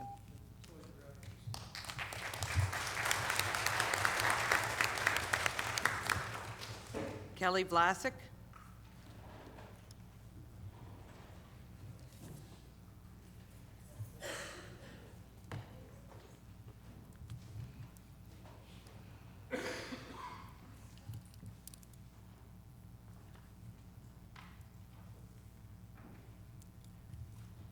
Please state your name and address. Kelly Vlasic, 30 West Curtis Street. Okay. Normally I come up here and I get right into things that are wrong or issues going on in the city. My personality is to tell it like it is, whether it's good, bad, or ugly. And I will give credit when and where credit is due. That being said, I had to reach out to First Ward Councilwoman regarding sidewalks, and within a day I was replied to. Within another business day, our email was CC'd to another person. I didn't get a reply. Quite honestly, wasn't expecting a reply within 2 days. However, the council person went ahead, reached out again, and by the following business day, it was escalated, somebody came out, it was inspected, and it was decided that it would be taken care of. Now, whether it was taken care of so quickly because she knows that I complain, I speak up, I'll voice it, I'll put it out on Facebook, or because it was the right thing to do, I can't answer, I'm not sure, but it was done swiftly, and for that, I can appreciate it. Now, to what I think is inappropriate is the fact that certain council people need to continually talk about how great First Ward is. Well, Was it great the night graffiti images were drawn on a park that wasn't even open yet? Was it great that my neighbors that caught the people who were doing it were met with racial slurs about who they are, where they were from, and what they were wearing? I find it disgusting that we keep bringing up race and religion. We don't need to say the Jewish people provided something at an event. They have names. Let's refer to people by their names. Let's not ask people what ward they are from at an event. What does it matter? We are all humans, and we all should be treated with some dignity and respect. I'm sorry, but I disagree that the opening of that park should have been postponed. It should have been finished. The gazebo should have been done, and the merry-go-round for the special needs that was made such a big deal of should have been installed. For a council person to go online and say that because people posted about it, that the workers would be reprimanded was ridiculous. Those workers were outside busting their backs in 90-degree weather, and they can't be blamed for a rushed event. Which, by the way, the merry-go-round is still, up until today that I left my house this morning, not installed. It's not fair that you want to chastise and blame different departments, yet the people who were planning the event had family members walking up and down the street, passing out these flyers. So we knew that this park was not going to be completed. You cannot go online and say that you were not aware that the park was not completed when family members who reside with you were at the park earlier that day. Also, for anyone to boast about paying for items from their pocket for an event that you are hosting, you are missing the definition of doing things to be kind. You gave out items at an event that you hosted. That is what you do. My neighbors and I have done and given up things to kids in the park on hot days. You've never seen us post about it. You don't see us talk about it. There's not a need. When you're doing something from your heart, you do not need recognition. And last but not least, as more and more of this city gets sold off to developers, I have to ask, is it just a technicality that you guys are sitting up here as a governing body? Should we maybe just let all the developers sit there and call the shots like they're doing anyway behind the scenes? Thank you for your comments. John Kazar?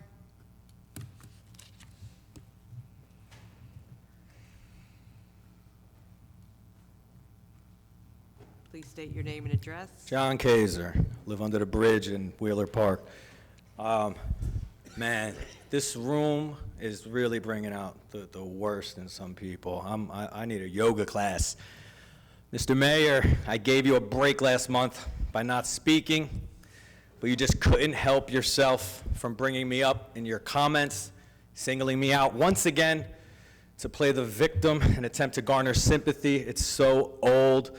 Please do not flatter yourself and insinuate that I would waste my time and follow you through the streets of Linden on Election Day. Let's revisit that day, sir.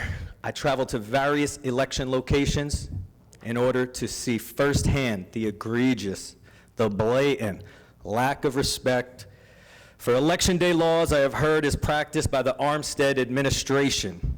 I was not disappointed. I stood with you at School 5 to make sure you stayed the allotted 100 feet from the polling location. I could see the frustration mounting on your face that you were being babysat. Until finally, you got a little hood with me. I like that. You blurted out, "Why don't you go back to your side of town? You ain't from this neighborhood." First, I want to let you know, anytime I'm within the city limits, I am in my neighborhood. My father was recently approached by a man in Home Depot who informed him that certain members of council were probing into my life. My advice is to get better probers, because if they probe like good little probers should, they'd know that throughout my life I've lived in the 5th Ward, the 3rd Ward, the 4th Ward, and home base is and always will be the 6th Ward. So on the day in question, when John did what John's done countless numbers of times in his life, made a right onto Wood Ave leaving Wendy's, wouldn't you know it, here comes the mayor on my side of town. Racing from polling location to polling location while driving his city-owned vehicle and talking on his phone. I went with my experience. My gut. I'm a gambling man. Your probers know that. You almost hit me once on Maple Ave. You blew a stop sign there recently. I'd bet it all that you were going to break a traffic law. Could you believe within 3 lights it happened when you made a right-hand turn while on the phone without using your blinker? So instead of talking about the multiple offenses I caught on camera, you want to insinuate you need police protection. Ludicrous. You see, Linden, what is happening here is a classical political tactic. First, they attempt to censor you. I've been blocked from all the mayor's Facebook pages for speaking too much truth. They attempt to limit your time. And as a last-ditch effort, they resort to demonizing. Good luck attempting to demonize someone who puts on a public display of his own battles with his own demons in order to inspire others to pick up a sword and fight their own. I mentioned earlier, not to flatter yourself, Mayor Armstead, but I must admit, I myself am flattered. You usually reserve your most vicious and vile demonizing for your political adversaries. The fact that you're using this method on a regular old citizen shows me all I need to see. You're threatened by the truth, and I will not stop speaking it. You and your wife continue to call anyone not in agreement with you the opposition. Let it be known, Linden, I am not the mayor's opponent. What I am is a proponent of transparency, civil discourse, anti-corruption, integrity, and justice. If the mayor is not in line with any of those, my core values, that is on him and has nothing to do with me. Thank you. Thank you for your comments. Diane Wilverding?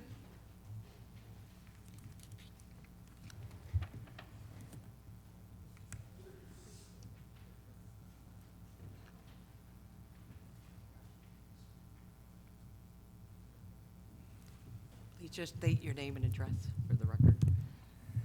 Diane Wolverding, 6th Ward. I have to tell Mrs. Ormond something specific that I saw. In Clark, on Westfield Avenue, where it's across from the high school, it's their city hall and recreation department. Okay, Westfield Avenue, remember that. On the left side is the recreation department. On the right side is the city hall part. There's a little small section, and they just put in this phenomenal handicapped accessible park with ramps and everything. This is the second one for Clark. But the thing that I noticed as I was passing a couple days ago that way, there was a van there, and I can't remember the full name. It was called Angel Wings or Angel Wishes, but if you go in the recreation department, they'll know. They were the ones that were putting it together. So I don't know if it's volunteers just doing the work or if they paid for it. But I think that's something our city should look into, because like I said, Clark has 2 handicap accessible playgrounds with ramps and everything, and I don't know if we have any in our town. And what they put in that little area is really nice, and it would even fit in your park or the big one that you have over by you, but I think the city needs something with ramps. Also, more trees, because these kids that come and play that have disabilities are on medications, and they cannot be in the sun as long, you know, as a person, well, I can't even be in the sun a lot, but more trees. You definitely need more trees in that park. So if you could look into it, all right, Westfield Avenue, Clark, go in their recreation department, but look at it first. It's really cute. It's Angel something, I don't know. So, now the second thing is my concern for the library. You know I hate when money is wasted, and I also am a gardener. Well, the front of the library is not being taken care of. There are so many weeds being grown in this really nice landscaping that we have put in, and to me, if that's not maintained, that's a waste of money. When I was on the library board, I went to the Master Gardeners in Westfield, and along the fence, there's, climbing hydrangea. Very expensive. That cannot be pulled out. But if you weed in front of it and get those trees out and that other stuff that I had worked with the ROTC kids on, it needs to be maintained. The janitors are not going out there and weeding. And it has filled in, it looks beautiful when you don't have these weeds coming in. I called 2 board members who know about gardening and mentioned my concerns, because if you don't take care of it now, it's out of control as it is. I went on an early morning hot day and I cut the heads off of these, what's the Scottish flower? Thistles, because they were blooming and the stuff was flying all over. I'm already seeing it in the grass and across the way. Someone needs to tell the janitors to go out there after a heavy rain. You can pull this stuff out in an hour. If 2 of them, they have 2.5 janitors in this library. They could pull it out in an hour, 2 of them working after a heavy rain, and it would look good. Just do it once a year, and it looks fantastic. Also, when you walk up, it looks terrible. No one is maintaining the outside of it, and we've spent a lot of money on that landscaping. Also, I'm not hearing any library reports. Now, the library continues through the summer, and I know we've had a couple years where the representative did not come to the library board meetings. Mrs. Yamakaitis, when you were on it, you were always there. Same with Mr. Frazier. So I would appreciate if someone would care enough and start coming to these meetings and start seeing what's going on with the front of the building. Things look good now in front of the train station, but it looks really bad in front of the library, and that's expensive plantings that we put in, and I don't want it just pulled out because somebody's too lazy to do what they're supposed to do. Thank you. Thank you for your comments, Mrs. Wolverton. Ed Kaminsky? Ma'am, you forgot your glasses. Ma'am? Mrs. Wilverding?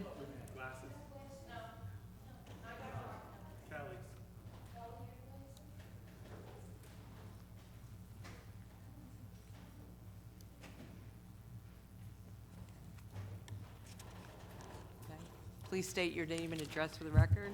Absolutely. Good evening. Ed Kaminsky, Maple Avenue. Just for the record, I don't hold an elected office, never run for elective office, and am not currently running for office. A little shameful to say this because usually I don't, sometimes I have a big mouth, but I don't boast about things that I do. But I've volunteered at many different levels, everything from sports to otherwise, of my time in this city. So why do I say that? Just to go back to the SID discussion, and Mr. Brown had some pretty strong words, and I don't know if they're directed at me or others. I will put the others on my shoulder, whether you are, an official or not, and give you the cover, because at the end of the day, we're saying the same thing. We have had for a quarter of a century a lab to see if the SID works or not. As I said before, it's a cesspool. I can't put it any better than if you, again, go back to that rewind button I talked about before for the Route 1 corridor, what those business owners and proprietors said. And at the end of the day, when you look at what the goal is, when you go to the SID meetings, everything that's talked about in terms of improvements is stuff that would be done if other officials did their job and workers did their job. We're talking about sidewalks, and that gave me the shakes, right? Because we have, again, another lab right here. Sidewalks just redone. Within 9 weeks, they were crumbling. Now, that was the last major renovation to Wood Avenue. And what's happening there? It was done for safety. How many people have died and been hit there? I was actually, 3.5 months ago, I was actually having a discussion with the councilman when I got off the train from work. And we saw someone get hit right in front of us. And I've seen it a couple times afterwards. So why do we get frustrated? Why do we keep coming up and talking about the same things? Because the same things kept getting proposed. We're not learning from our lessons. These are cesspools. They don't work. If you enforce the codes, if your problem is narrow sidewalks, I totally understand it, because by the high school, ever since I was a kid, I walked by there. I get it. Enforce the codes. What code says that you can have that much in sidewalk? Now, those buildings are vacant. You have an opportunity when the new person comes in, or new owner, to come in and fix that. It's really, it's not, it turns into this whole thing, and I don't know what the factions are. I don't care. And it gets, all the important messages get lost in the infighting between the factions or between individuals. I don't know what the deal is, and that, quite frankly, that's your problem, not mine. I'm a citizen paying taxes, okay? Getting off the plane just a couple hours ago, and to see the filth on my front yard and side yard. I'm on a corner. And it wasn't me, and it's not my tenants. It's just everything. And it goes back to the failure of city. Even these, I walk from my house to the train station every morning. Yeah, at 6 o'clock, between 6 and 6:30, you see the street sweeper. But, I was home, I worked from home one day, and I saw a street sweeper coming down the street right in front of my house. I'm looking out the windows, and it's actually pushing stuff up onto the curb, onto my lawn. Now, listen, us as individuals and people in town have to take responsibility. You guys are our elected officials, but yes, there's a lot of citizens doing bad things or people from out of town, and we have to get that straight. But, to go back to Mr., Councilman Roman's point, if we have that sign up there, we have ordinances in place, God bless you, sir. You're out there on your own time, hot days, picking stuff up and cleaning. Let's get some enforcement out there. Start giving out these $500 tickets or $250 tickets. You shouldn't be doing that. You have enough on your plate. I respect it. I really do. You're an example when it comes to that, but you should not be doing it. Let's get some enforcement out there. That's what's going to have the teeth. What's the sense of putting stuff out there when there's no teeth to it? Now back to this, these SIDS and the filth. Like I said, walk down Wood Avenue. I do every day, multiple times. I walk St. George Avenue. I've lived in this town most of my life, so I get it. And perfect example, we have these different entities that don't talk to each other. We just heard about the library. They have great programs there. A couple months ago, we were talking about, or even at the SID meetings, what can we do? Let's do this. And in my mind, I'm thinking, well, library has that already. We're paying how many millions of dollars a year? 2 million, almost 2% of the budget? Come on now. I see my time is almost up. I won't be able to finish my last thought, but please, let's common sense, take inventory, and have respect to each other. Thank you. Thank you for your comments.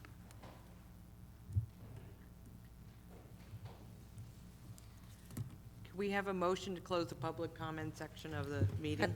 I'd like to make a motion to close the public comments and ask for a second, please.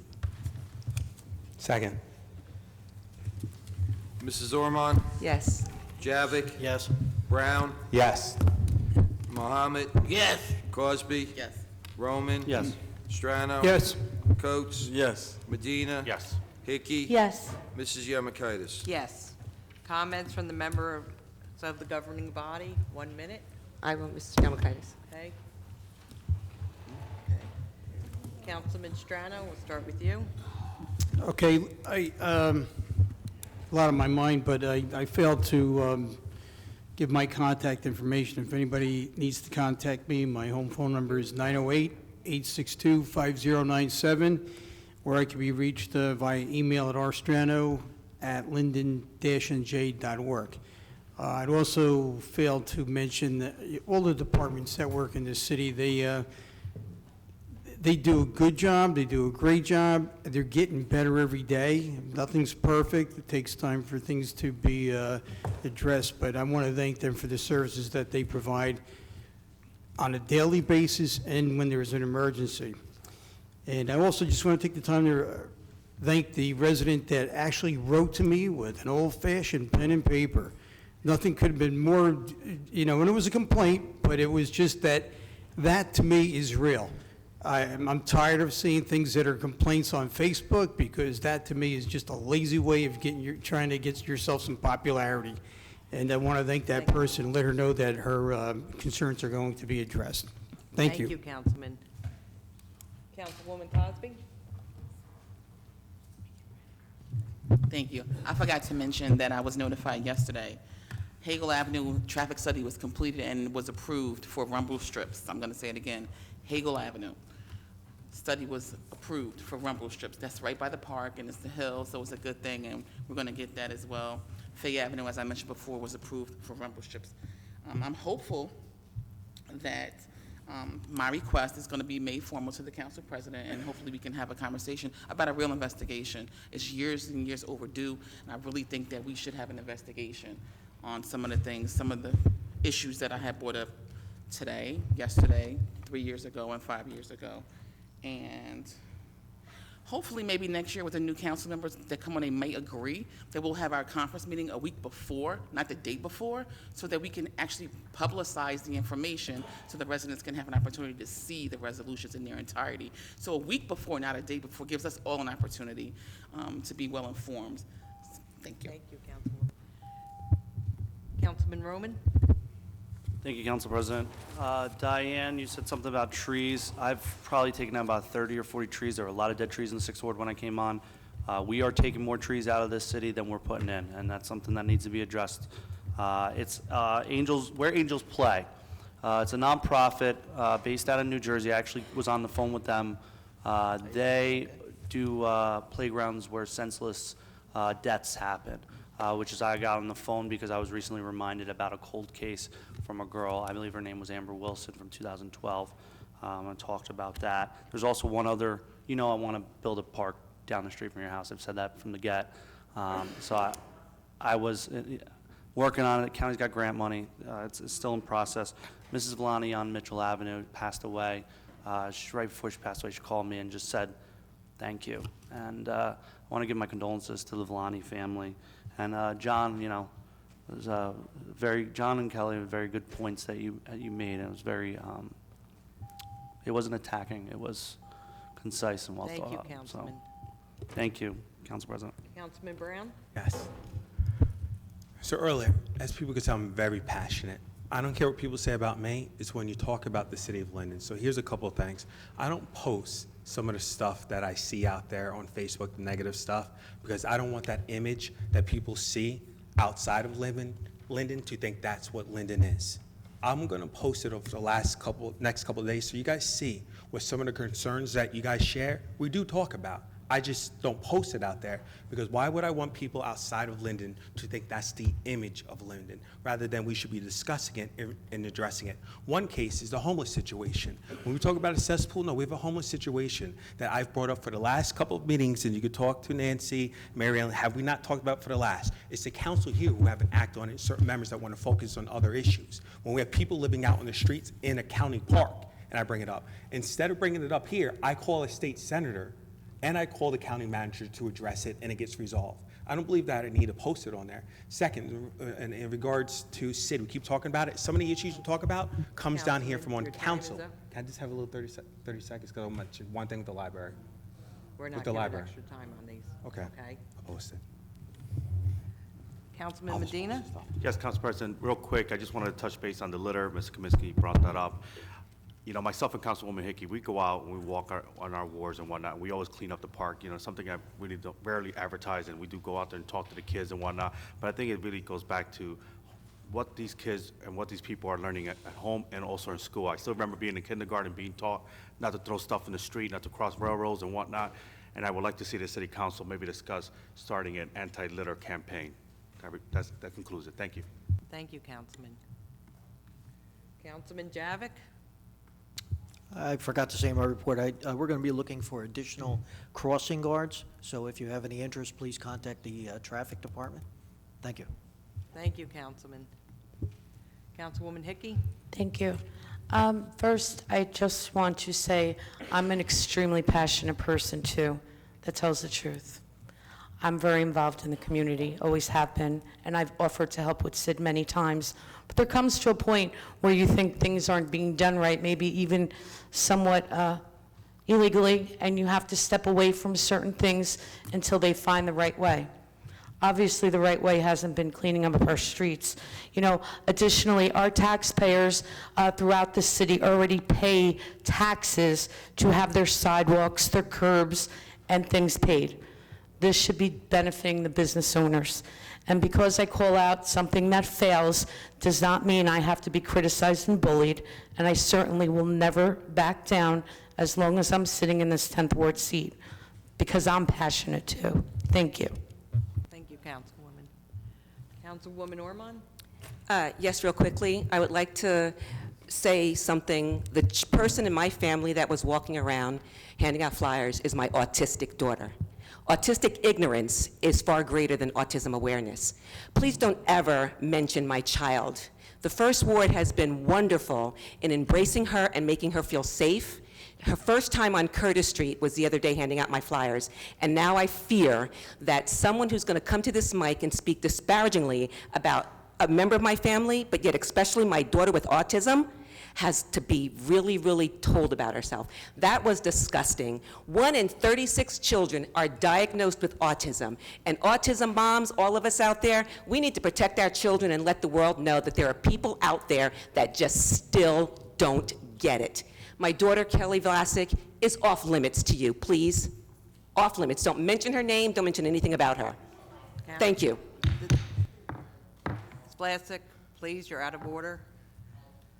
Councilman Mohammed? Just want to thank all for their comments, and let's say, be courteous here, and also to the audience. Let's exhibit decorum. This is not an attack shop. It's not a dog fight. We're human beings from the city of Linden trying our best. Thank you. Have a good rest of the summer, and go to the shore maybe for summer you need to relax. Thank you, Councilman. Mayor Armstead? Yes, good evening again, everybody. I just want to say there's no one-size-fits-all approach to fixing a city and moving it forward. But the fact of the matter is that we are trying to move it forward. We've been very successful in the last few years. We've lowered taxes 2 years in a row. We eliminated a garbage fee. And there are not many towns in the area who can say that, who can speak to that, they're lowering taxes. Now, my job is to move this city forward, and it's to work with the council members here to help us move it forward. I've heard a lot of gloom and doom here today, and I just don't see it here in Linden. Maybe I need to get another pair of glasses, but I don't see the gloom and doom that everybody sees. But what I will say is this: I see a lot of people who don't really understand certain concepts. I don't think the public actually understands what a special improvement district really is and what it's designed to really accomplish. I don't think the public really understands what the pilot programs that we offer to developers Mayor, really your time are. is up. And so in the future, I would recommend to my council president that instead of us having presentations at the beginning of the meeting, giving out awards, we should curtail that to get it to one meeting, and perhaps we should have some presentations on what these particular things that we can bring to government and how they'll benefit the city. Thank you. I agree, Mayor. Thank you. Okay. The following council meetings will be as follows. Council conference meeting Monday, August 19, 2019 at 6 p.m. in Council Conference Room, City Hall. Council conference meeting prior to the council meeting, Tuesday, August 20th, 2019 at 6 p.m. in the Council Conference Room in City Hall. And council meeting Tuesday, August 20th, 2019 at 7 p.m. in the council chambers in City Hall.